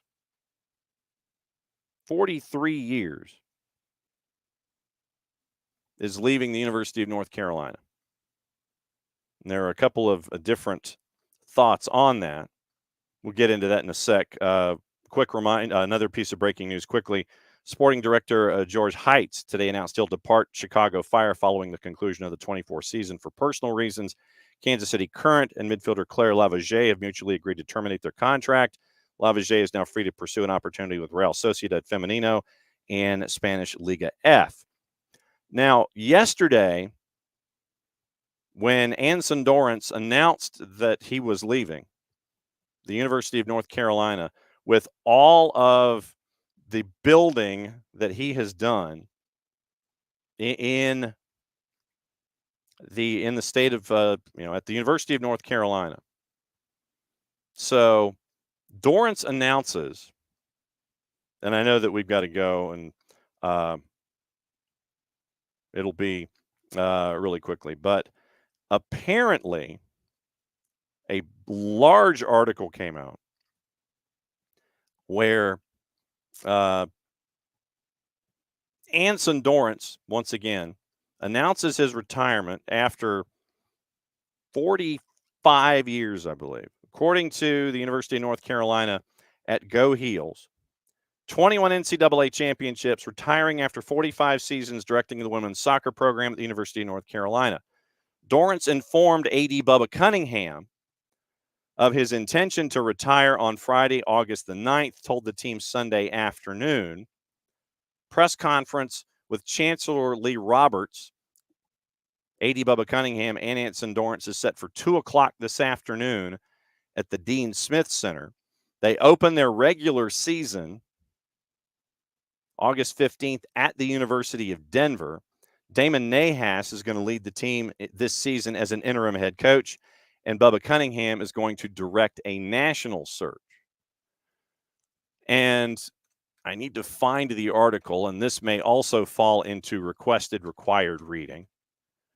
So give me a second, and I will see if I can find it quickly just to reference what we were seeing with Dorrance.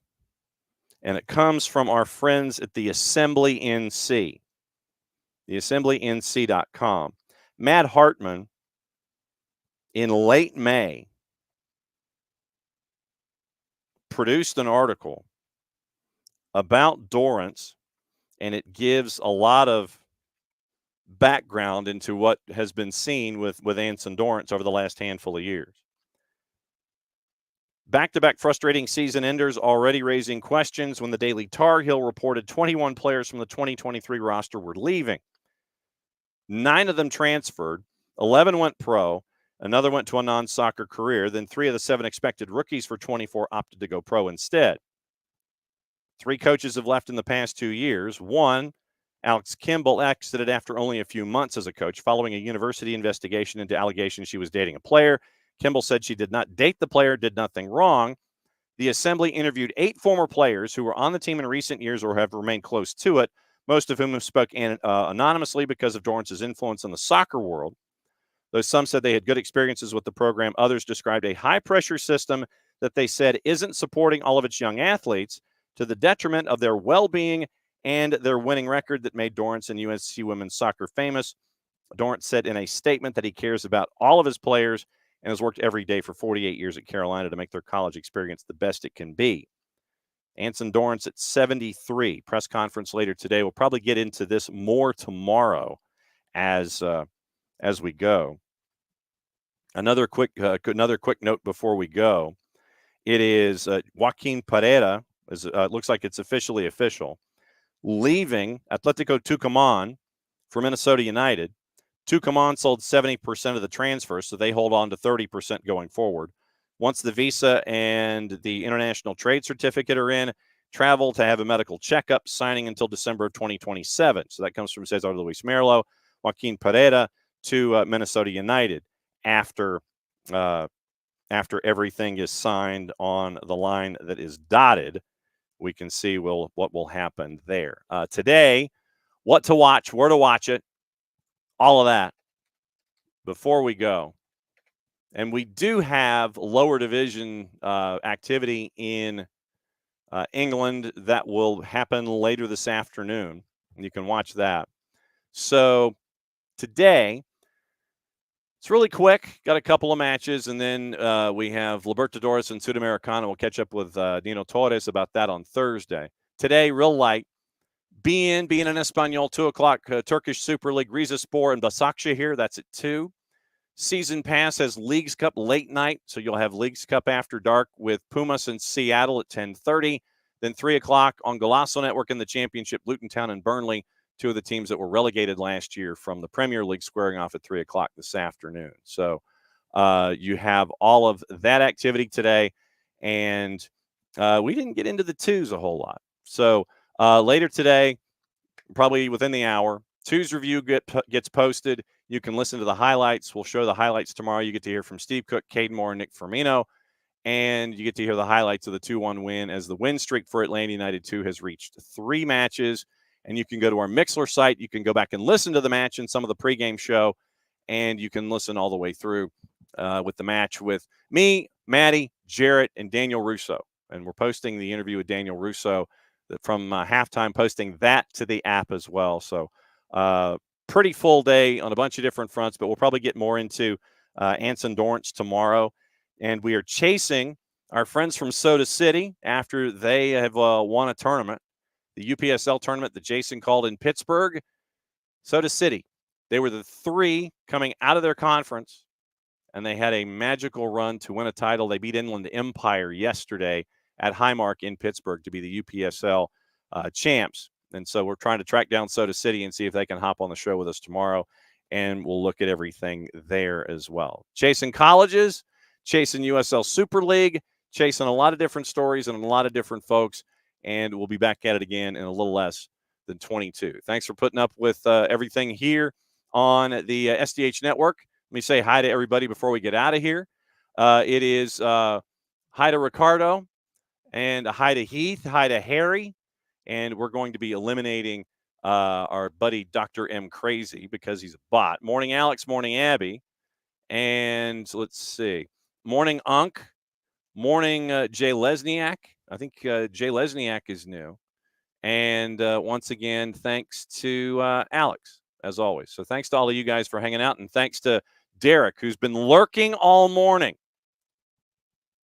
Nothing wrong with lurking, Derek. We always like that. So back at it again tomorrow morning, 9:05. You can listen to the replay. We're going to chop up some of the segments, and we'll have those posted to the app as well. So for everybody here at SDH, I'm just John. Thanks for dropping by, as we always do. It is now time to whistle us out on a Monday that, of course, had me and technical problems. So play it safe, everybody. We'll see you in a little less than 22. Time to whistle us home.